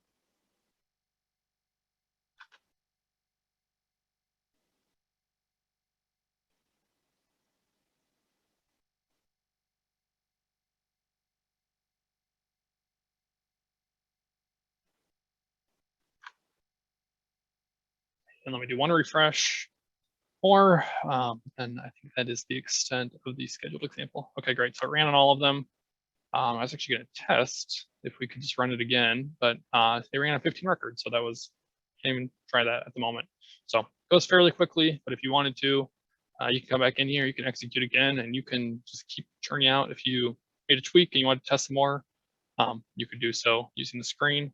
But at that point, you're happy with it. You just want to set it to released, and same option. If you want to keep those logs, set this to always enable logging. Otherwise, if it's pretty stable, so maybe only do this for the first couple of weeks. Once it's pretty stable, probably want to switch that back to only when testing.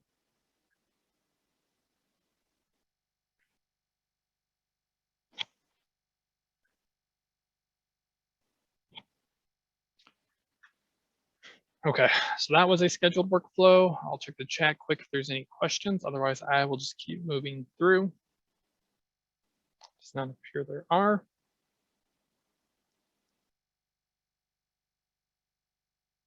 So the next scenario we'll be working through is probably the most popular common use case I come across, at least for a workflow that's a bit more robust, has multiple states, and that is going to be a approval workflow. So what I want to start with that is NetSuite right out of the box is going to give you some templates to use for journal entry, PO, sales order, basic approvals. So these are, even if you're very experienced, I find that to be just helpful places to start when you're building out a workflow. They define some of the states, they create some of the workflow fields for you. It's a helpful starting place, and especially if you're trying to get familiar, it kind of gives you a great example of, here's how something could work out of the box, and then you can go ahead and make updates from there. So that's what I'll be doing here, is just starting from the PO basic approval template and making a couple small changes that better fit my business needs. And the other part I want to touch on, because this will come more into play, is conditions and how we add those into states. So earlier I had an expression, but that's not the only way to create conditions. You can also do it through a formula. So if you are a real SQL guru or doing SuiteScript API, never use that, but that is an option. You could set a formula there as a condition. The expression, this is probably the one I use most often. You can use this expression builder. You can have an and or statement. I found this one to be the most intuitive to me. Otherwise, you can also do a search. So if you're also very familiar with searches, you can have it so if the records meet the condition of the search, the action will run. So all three of those are interchangeable. Not one is better than the other. It's just whichever one most aligns to your comfort.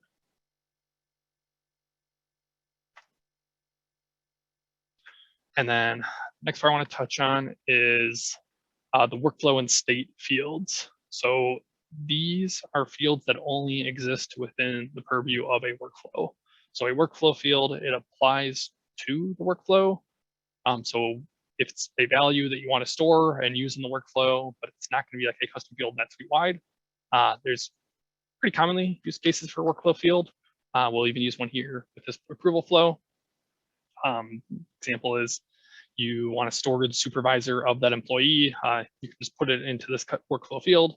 It's now there forever and can be used when going through that approval hierarchy, and it's specific to that workflow running. So I, Alex Fishke, start my approval process. My supervisor is someone at RSM. That gets tagged, and now it will go to them for approval. The other option is a state field. Very rare. I don't know if I have much of any specific use cases, but a similar idea to a workflow field, but it only applies to a state. So it can only be used and referenced within that individual state. For both of them though, they look, act, feel just like a normal custom field. You have a label, you have an ID, you can do some field sourcing, store value in there. So there's not much of a learning curve versus regular custom fields. Then the last piece is transitions. So since we're going to have multiple states in here, because we're going to have an actual approval flow and some buttons and some different things happening here, we need to actually transition between states. So I touched on earlier how you can just drag and drop it, but you can also have conditions on that transition. Most commonly will be, so you can just leave it blank on the condition side. And that means as soon as that transition is met, it's going to go ahead and move over. So I want to just transition to a new state after someone saves the record. That would meet this screenshot setup. On the other side, if you only want it to move over when the condition's met, you can even leave transition blank. So only after 2 days have passed, I want this to move to the next state because I want it to send an email in that next state. You would want to leave transition on blank and only have a condition. The other common ones I use are execute on button. So like effect or approval reject, but I want it to move to the reject state as soon as someone enters in the reject button. You would identify that there. The other ones are a bit more uncommon, but I'm sure there are valid use cases people have found for those.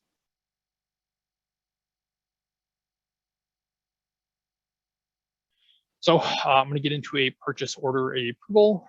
So I'll just start with the template.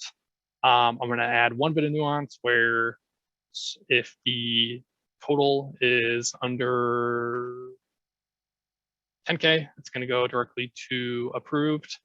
And if it's not under 10K, it's going to have to actually go through the approval flow. It's going to allow for rejection reapproval. It's going to save the approved the workflow field, and it will send emails when it's approved or rejected. Fortunately, about 80% of this is just right out of the box template, and we're just going to add one additional scenario that's going to make it applicable to our needs.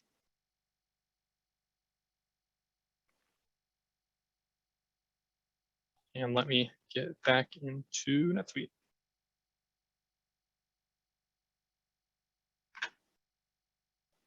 Close out a couple tabs again.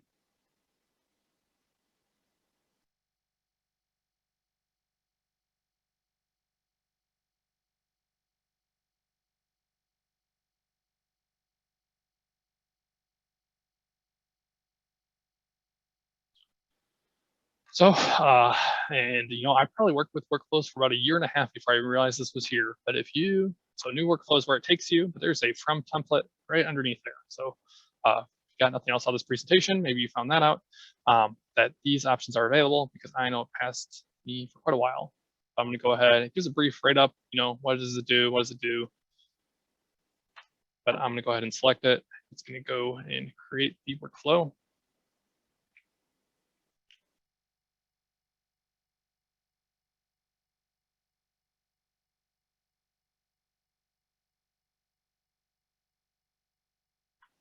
Okay, and so this is right out of the box, right? So there's transitions. We have multiple states. This is a really helpful, useful starting point. This could have taken someone probably an hour or two to build on their own, even if they had a pretty good knowledge set of what they were trying to do. So it's just the benefit of leveraging what NetSuite's given us. But with that, what we want to add to it, so I'll just talk through what this is doing. So when this initiates, so when someone enters in a PO, it's going to go ahead and store who created it using the workflow field. It's going to move the approval status to pending approval. If the user does not have a supervisor, it's just going to hear them out. They came and save it. They're going to need to have a supervisor set. Oftentimes people don't want that, but it's just their way of saying, hey, we don't have an next approver unless you have a supervisor. So that can be a business rule to manage on the employee record. I should make sure I have an employee record before I click through this.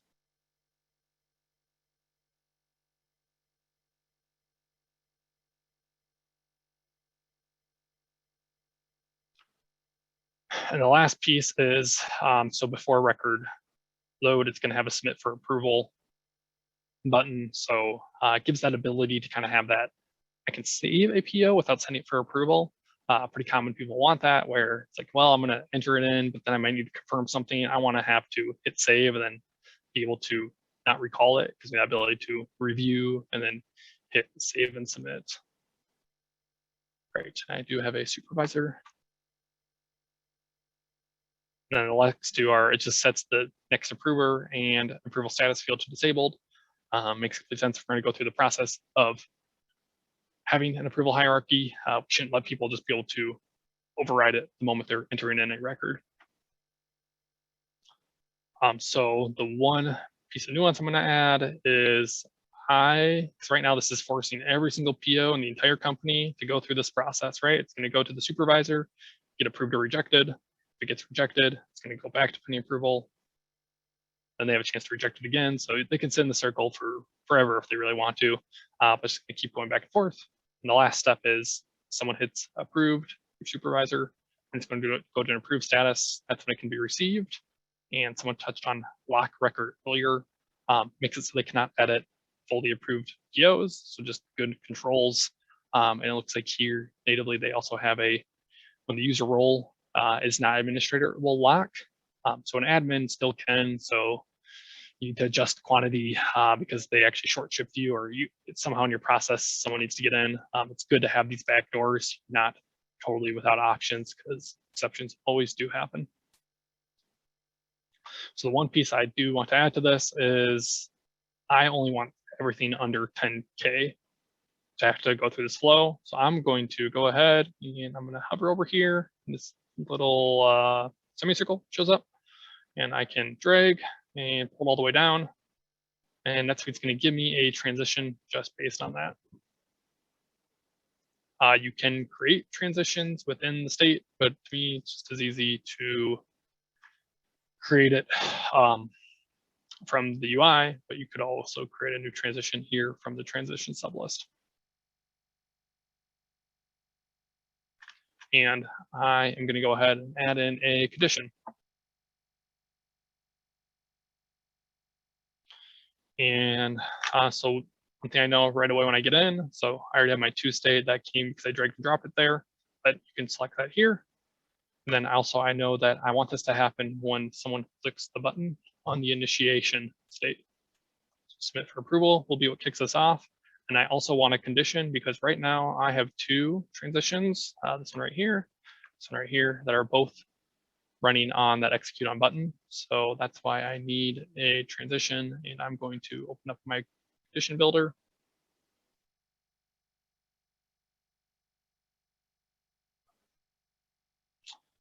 And the big question with this, especially when you're using total, is NetSuite has quite a few ways to refer to a total.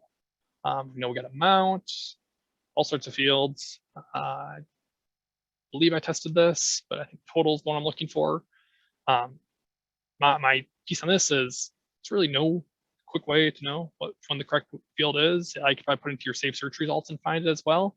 But oftentimes I just find it as easy as I'm just gonna take my guess. I think total sounds right, and I'm gonna plug it in, and then I'm gonna run it right there on the spot, and I'm gonna get to the right field.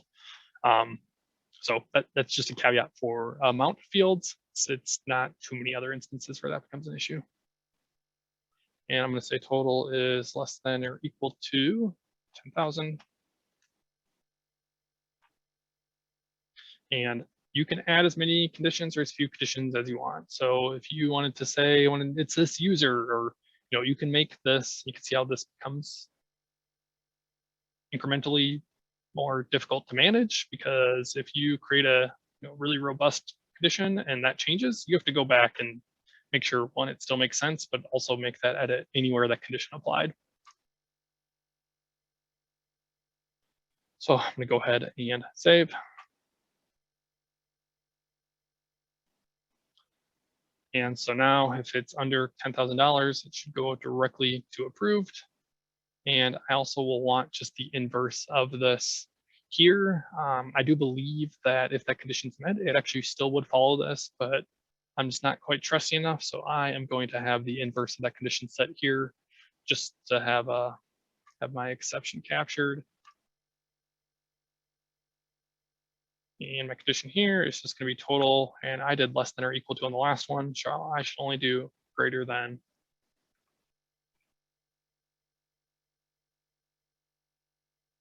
So that way the $10,000 is not creating an issue.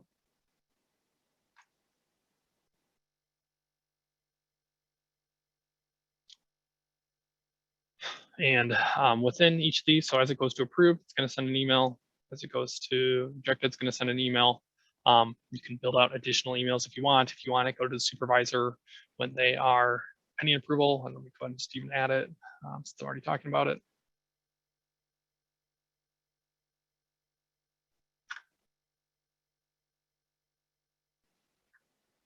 Since I haven't opened up a send email action yet, but new action, then send email.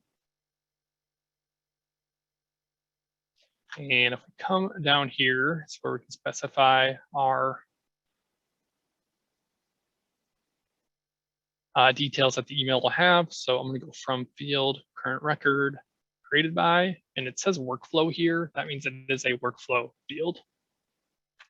So created by, in this case, it's going to be who created the PO and recipient. I'm going to do the same thing. So if you always want this to get sent to one individual, completely fine. You can hard code those in. Even if they're not NetSuite, you can freeform address. Similar up here, where it always should come from one individual. It doesn't matter who created it. You would just specify them here. But for most cases, we want that dynamic where it's based on the user entering and the user approving. So current record, next approver, we'll look at the email. Then within this, we had a nice template that we had set up for internal. Probably would be overkill, but we can use an email template we already have. For my internal, I'll usually just do something custom.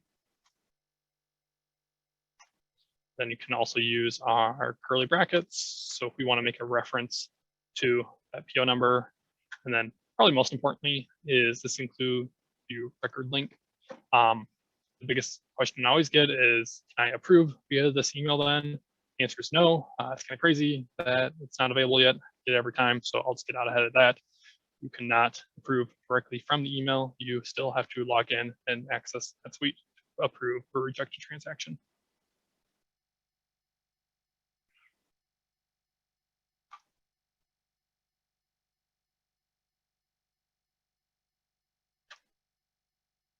Okay, so I have a workflow built out for PO approval. Only took about 15 minutes. So I'm going to go ahead and test this out. I have this set to, probably want this set to testing so I can test it. Okay.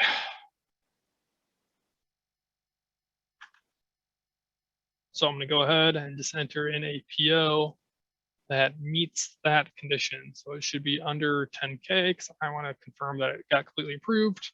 Then I will just enter one that's over 10K to confirm that it went down the hierarchy.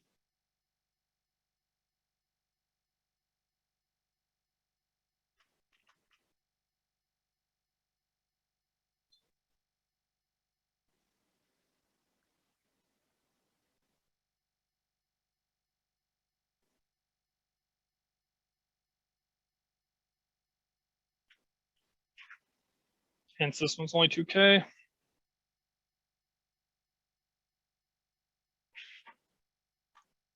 And I think I have too many workflows here. It's creating an issue.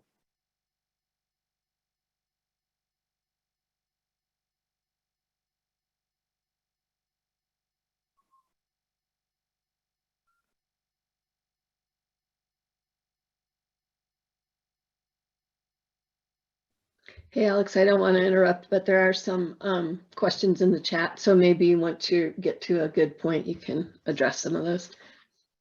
Okay, yeah, let me get this one fired off, and then we'll go through those questions.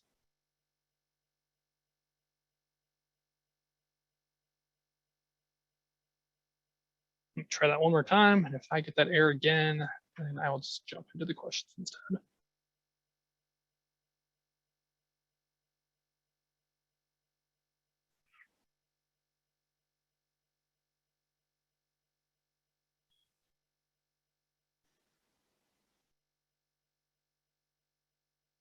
Okay, I will come back to that in just a moment, but let's get into some of the questions.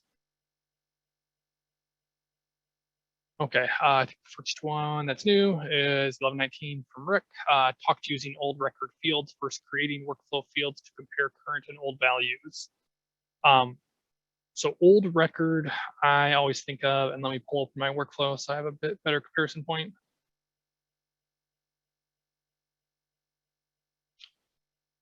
Old record gives us that ability to compare, and at least my main use case for it is it's right here. It says compare the value on the record that is being saved versus the record before it got saved. So there are instances where I would compare the total and then run something on that. So I guess I don't think of that as a workflow field to being used as replacements for one another, if I'm understanding your question correctly, Rick. Whereas old versus new, just if you set old and total is 10,000, well, you probably actually want to set just in the same line where old record total less than. And if you set this blank, it's going to be, this would just be comparing the old records total versus the record that we changed. Let me get down to the bottom. Huh, okay, that's a good tip. So you would just store into the workflow field and then you have it for reference. Yeah, I think that makes complete sense. So I think it's a very similar idea where if rather than comparing it, you're going to store it into a field and then you do your comparison based on that stored workflow field. Roy had a question. Alex, do you tend to monitor the performance of your workflows after it's been released to production? APM, page time summary, page time details. Yeah, probably not as much as I should, to be totally transparent. But I think it as an admin, I'd probably be a bit more mindful of it, just because I'm not always maintaining workflows, right? I usually hand them off. But you already brought up APM, it's gonna be a great tool to seeing those. Otherwise, it looks like you already touched on this too, the page time summary, where on transactions within NetSuite, if you save a record and then double click up into the NetSuite part, you can see how much time the different parts of it took. I mean, I think troubleshooting those, especially, I feel like those are mostly reactive of, someone says, whoa, this is so slow, come take a look. That's why I monitor them more than actively, but that's not to say that we should not be active, monitoring them actively, because we should. Tracy, I have it set to over 10K. Well, that's not the way I wanted it. Sure did. Thank you for the catch.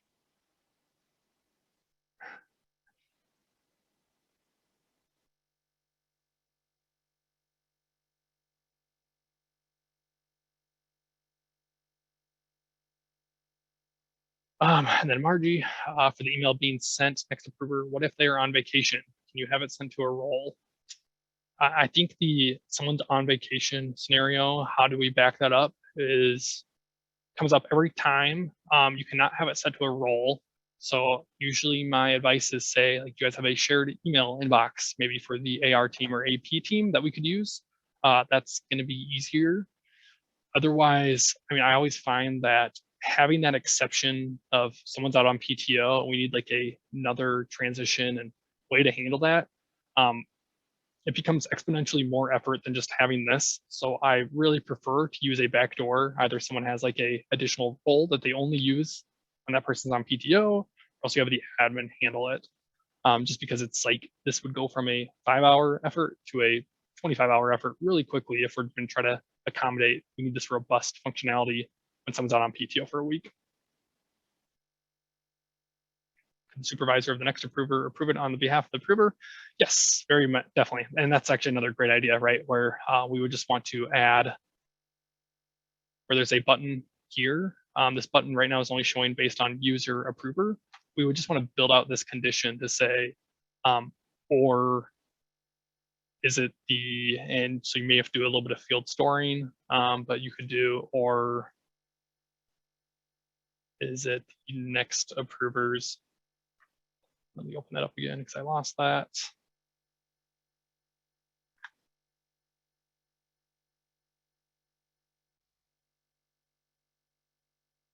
Is it the next approver's supervisor? So yeah, I mean, I think that would actually be a great alternative too, versus having this large robust, is that they can always just come in and approve. So that way they're backfilling it that way. Hey, Alex, can I say one thing about that last question about the role? Mm-hmm. So to your point about emailing to a role, of course, that doesn't work very well. But if you have a reminder search set and you have the role able to approve it, not, just like you were just showing, then if someone goes on vacation, you just make sure that the other person has the reminder on their dashboard, right? Because then if they have the right role, they can do it. Yeah, no, I think that's a really good idea, especially because, it kind of keeps it outside the purview of the workflow, but it's still a great way to manage it. Yeah, I think it's a good idea. Thanks. Wow, I just keep clicking this condition incorrectly. I'm gonna get that right this time.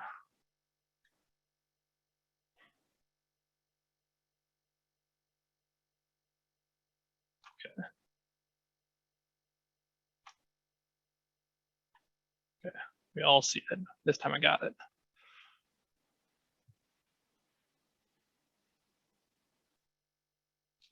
Yeah, Rick just brought up a really good point of, having your workflows be user agnostic. So we are using, looks like just out of the box, it's looking at the supervisor field. It's kind of the same idea where we are reflecting a field value on the employee record. So if Nicole left the organization, we just have to update my supervisor, which we likely would do anyway, versus if your workflow is, I always call it hard coding, maybe not be the right term, but if your workflow says approver equals Rick Cobb, Rick leaves someone has to have the knowledge of that workflow to go through and update all those conditions, and it's just more effort. Whereas if it says something that's agnostic, either a role or a reference to an existing record, those are just more scalable. And if people leave, there's less moving parts.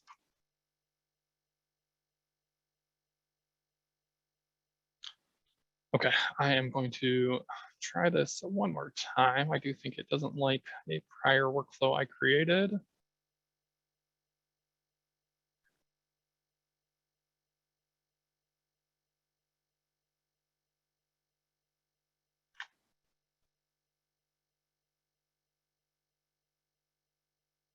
Okay, this is testing, so let me try that PO one more time.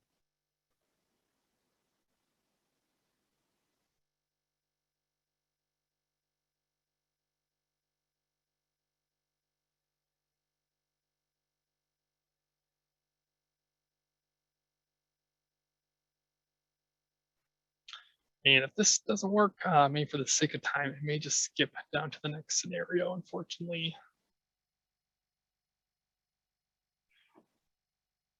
And then I would have to troubleshoot that error on my own.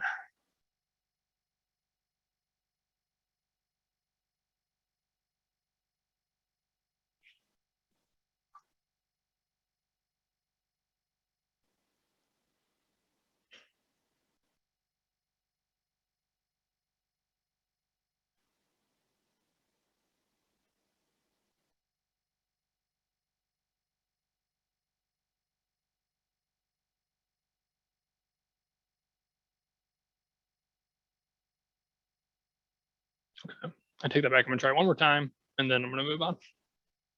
Looks like this one as well. Issues.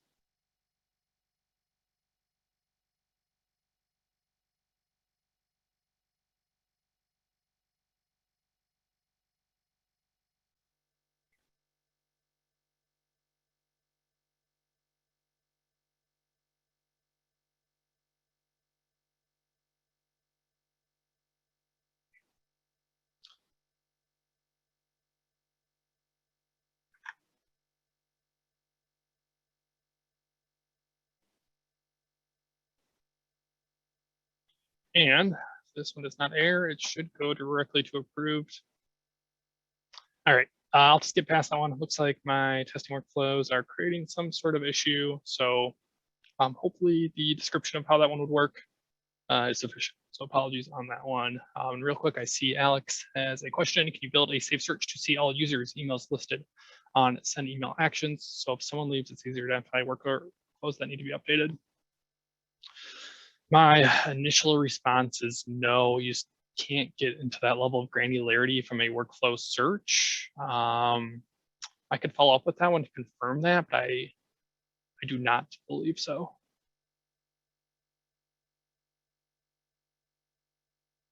And Jeff asks, there any additional overhead associated with using never-ending workflow? Do not exit workflow checked.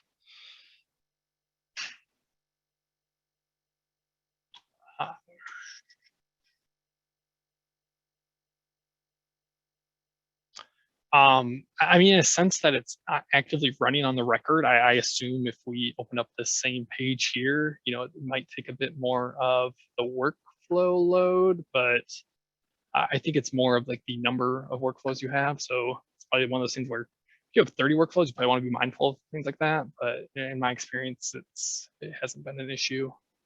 And Roy, there have been times where workflow doesn't work and it turns out to be a bug. I used to use NetSuite as far as last resort, but after spinning wheels for hours, I find out it's now towards the top. Okay.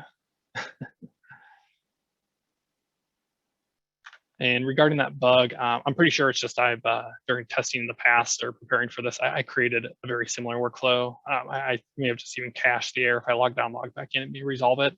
But it could be something more. But I'm pretty sure I have 3 identical workflows and they were trying to fire off, but it didn't like it for whatever reason.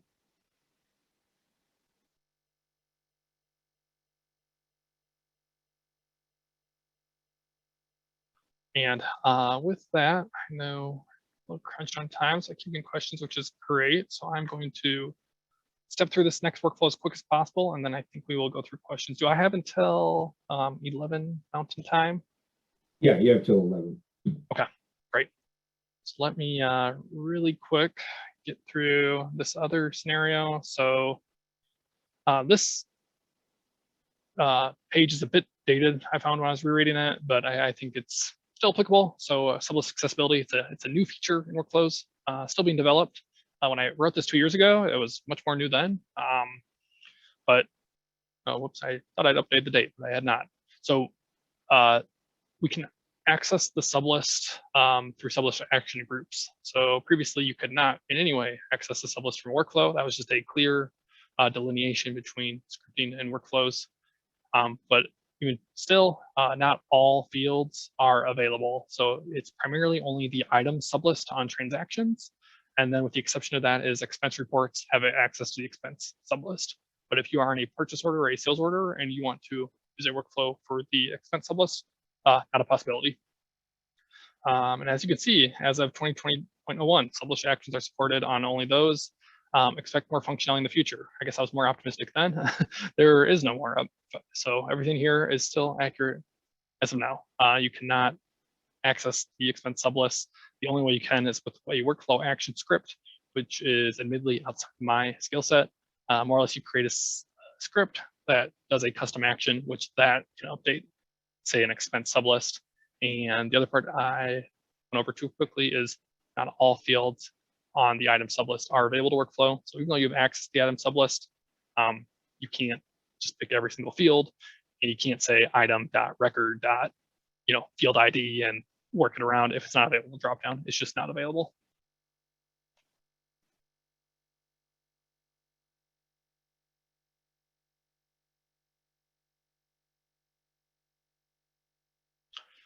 So processing the sublist lines. So how I think of it is that there's two conditions you can have. So you have a condition on the group itself. So let's say, for example, you only want this sublist group to run if it is for a specific customer on a sales order.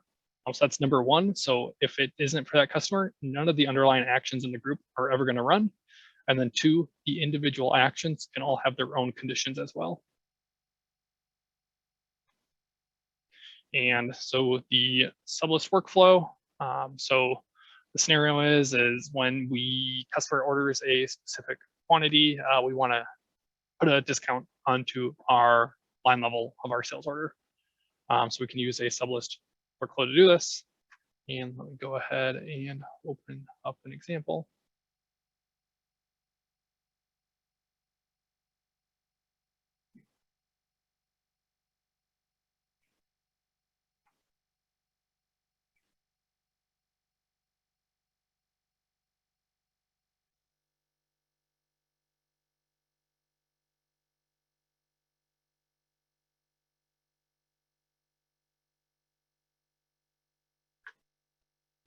And I just need to get NetSuite back on the screen. I am sharing. Okay, here we are. And I'm going to go ahead and edit an existing workflow so I don't have to start from scratch. So let me even just grab that.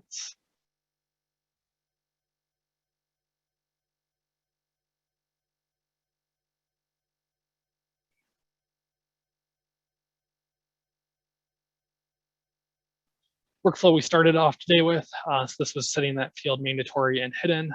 So just for the sake of time, we're gonna come in here and edit this state. And so new group and new sublist group actually almost work identically with that same idea where you can have a group of actions underneath. And if that group condition isn't met, none of the actions will ever go and the individual actions. So I don't have much of a use case for the new group. I use it very rarely. But sublist group, on the other hand, works the same, conveys the same point, and actually has more utility in my mind. So when we go to sublist, it's only one option. There's no other sublist here. So hopefully at some point they do add more, but as of now, we're gonna set this for the item sublist.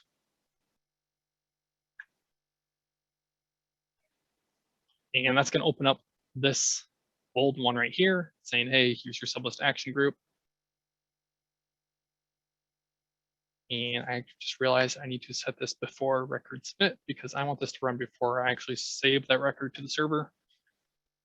And so that's when this will run. So it'll look at this condition at that point. And so within here, it's almost like a mini screen of what we were looking at before, where I have the ability to set actions now within it. So you have a workflow, you have a state, You have a sublist action group, and you have actions within it. So we just keep going a little deeper.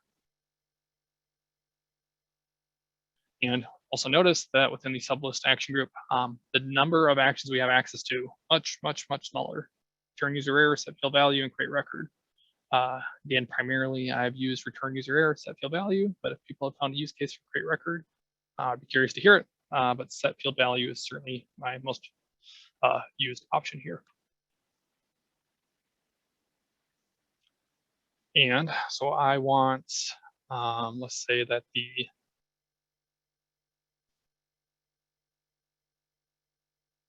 discount, and notice it says line, it's telling me it's a line level field, not just a field to main line. So that's an easy way to identify. So I want the discount value to become 10%. I need to remember if I need to specify percent. I think I do. Yes, do. And I'm going to add also a condition to this because I only want it to happen when they hit their quantity limits, right? I'm going to give them this discount rate because they bought such a quantity that it was worthwhile. Same idea, that quantity line, they need to click out of that quantity, and then line, saying that's looking at the line level quantity to evaluate this. And it's greater than 100. Greater than or equal to make more sense. And if I even want to take it one step further and say, and it's only for this item, I'm really trying to incentivize purchase of this item. Go ahead and even select an item there too. And I do not need to use expressions because I want this to be an and statement. It needs to meet both of these conditions in order to get that discount.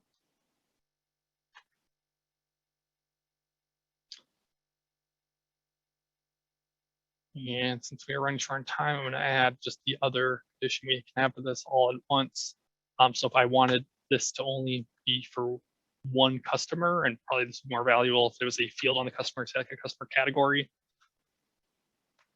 we could have a condition on the sublist group. But for now, I'm going to run it to just customer because I am not quite aware enough of the customer category stuff in this environment. Okay, so I have this set up, so I'm going to keep that open so I can actually enter in my sales order.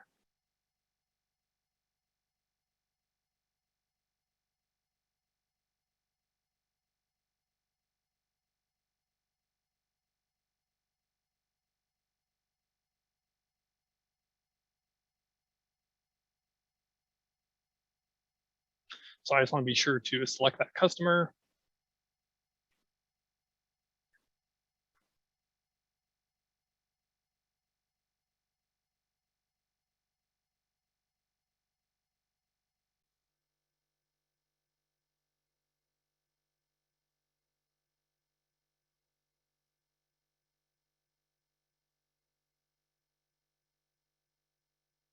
I want to select that item I just set, license B.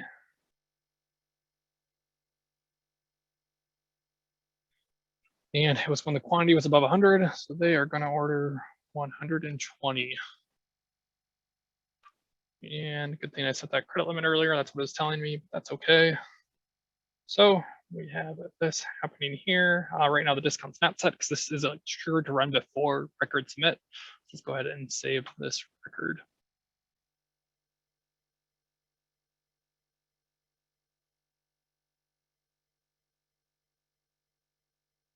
Okay, so our discount came in. Something goofy is happening in this environment where there's probably customization sitting, but I would expect the discount rate to reflect that. It's not, it's probably getting set from somewhere else, but the discount percent did source in as expected. If I did this for a separate customer, it wouldn't run. If I did this for a separate item, it would not run because I added those conditions. So see how there's some functionality, some flexibility there to set your conditions in there to create some of that automation. I have one scenario left, but I do see there's some questions, so I'd actually prefer to prioritize those. So Dr. Matthews' question, so use the saved analytics audit trail. Record type is search detail name is subject. Okay, so that may allow, yeah, that'd be good to try out that's a way to find all of your emails that's sent out using, I think it's a creative idea to look into.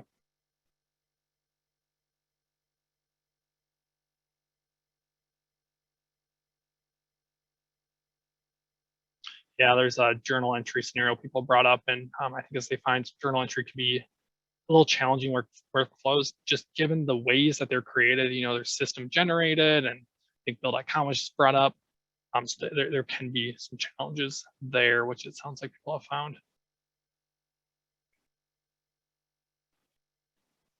Suite approvals was brought up by Margie. Yeah, it's a very, very robust solution, and the email processing in it, you know, it's actually in this environment as well.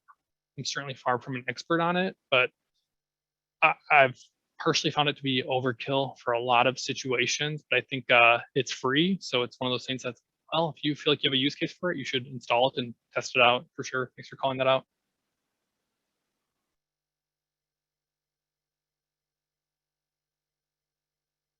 Oh, and it looks like I may have set up that workflow incorrectly. So did I mean to make that before record submit instead of after field edit? Let's see how I did do that.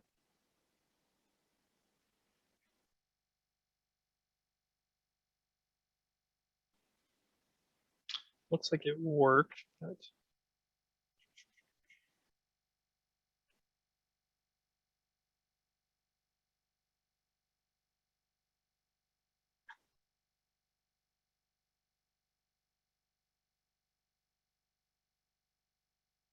okay, it looks like I got, so after field edit may have been those other fields up top, but the sublist action group, so I just appended it to the one that we started with. So that may have been a bit confusing.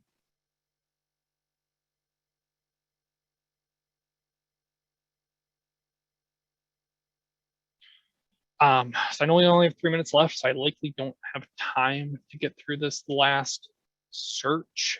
Is it better to use the last few minutes for questions, or do you want me to click through this as much as I can? Do you have any preference there, Corey? I think we should probably go through questions, whatever's left if you haven't gotten to those.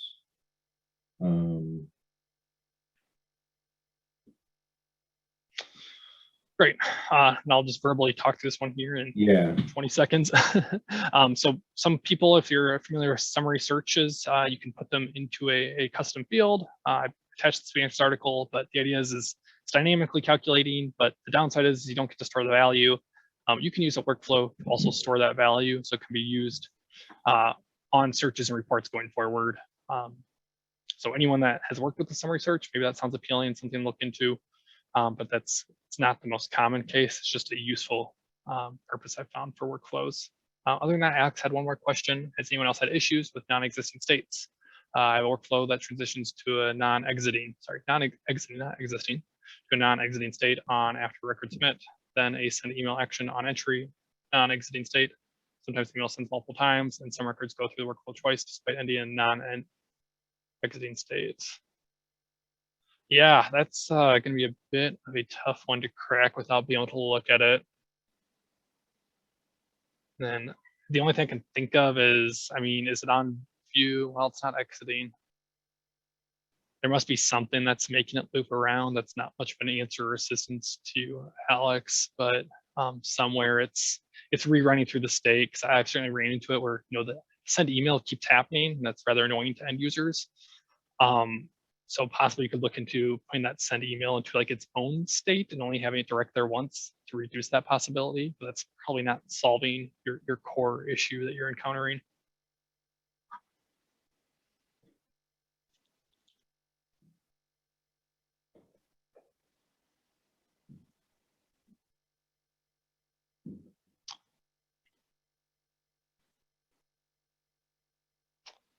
Okay, I see we're at the time, and I'm a little bit parched after talking for those couple hours. So I don't know if there's anything else or any other questions. I think I just got through all the ones in the chat. So Alex, will you be able to stay on during our open forum for a little bit? Yes. Or do you need to go? It's okay if you can't. We're going to do tips and tricks here in a minute, and then we'll have our open forum. And if anybody else has any questions about workflows and whatever else we can discuss those things during that time. Right now, I'm going to post the CPE checkout code word. So I'll take over the presentation. Alex, thank you so much for your time and energy and effort with this presentation again. It was great as usual. So hang on just a minute here. We'll post the checkout code word.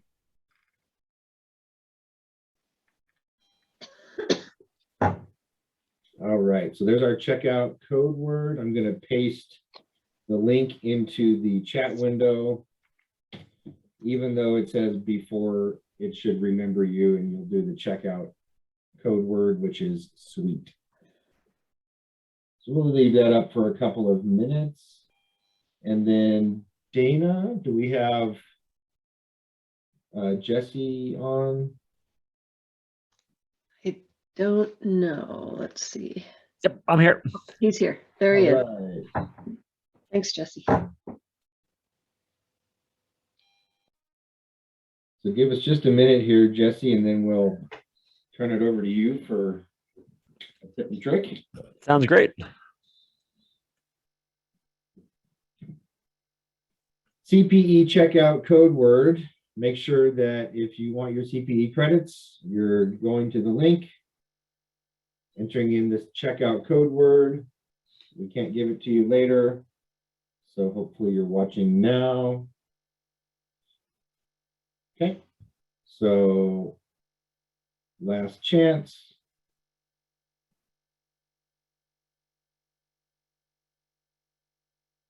All right, I'm going to remove that. And Dana, do you want to introduce Jesse? Sure. Jesse, and you can say more, Jesse, about your company, but I'm working with his company, BDI, and Jesse is new to NetSuite, so it's been about 2 years since we started that implementation. And I just want to say he's picked up NetSuite faster than anyone I've ever worked with, and he's doing a great job. And so he had shared a tip he found the other day, and I asked him if he would share that with the user group. So here he is. Great. Thanks for the introduction, Dana. Can you guys see the screen? Yep. Yes. All right, perfect. Great. So we're fairly new to NetSuite here at BDI.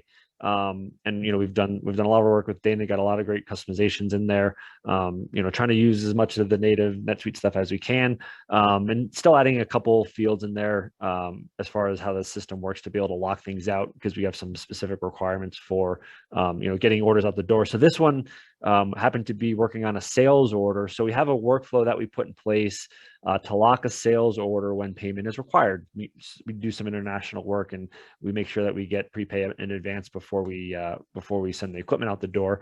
And the problem is that the details of why the record is locked for item fulfillment, they're kind of stored in various locations on the sales order. So we had something on the equator underneath the billing terms.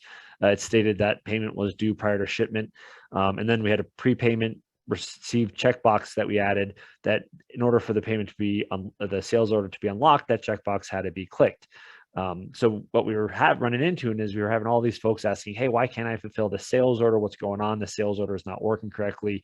When in actuality, everything was working exactly how it should have been. There was just not enough kind of visibility on the issues that folks were on, the reason why that was locked. So we said, hey, there must be a better way to fix this. So we did a quick Google search, and our thought was, hey, there may be a way that we can make this more obvious why this sales order is locked to the general users, the folks down in the warehouse, and figure that out. So we did a quick Google and found that you can use inline HTML field to display messages on a record, and this was kind of our way to solve that. So I found this. Here's the link, and then here's just a little screenshot of what it is. I'll go through a little bit more of those details here real quick on how we actually did it. But for reference, I didn't make this up myself. I found it on the internet, and that was the location for that. So what the solution was is we created a transaction body field. We called it something simple like HTML status, and we added that to the sales orders, just applied it to sales orders, and the type was inline HTML. That's important in order to make sure that for this thing to work. And then we went into our instrument sales order, and we added that field to the top of the sales order as a screen field, and it shows there, and it just shows as an inline HTML. And then what we did is we had that same workflow where we had the sales order being locked if the payment terms was prepay in advance and the payment wasn't received yet. We just added in there a field populate, so you can see the little HTML code in there to raise to the user what the issue was and why that sales order was impending. And the result was we have a nice obvious item or obvious display on the sales order. So the first person goes to this, they see it, boom, this order is awaiting prepayment, and it's very clear and obvious to them why that order is kind of in this state. And then they don't have to look in the individual fields, and the workflow does it. And then if that prepayment box gets checked, then that display will go away, and they can go about their business as normal.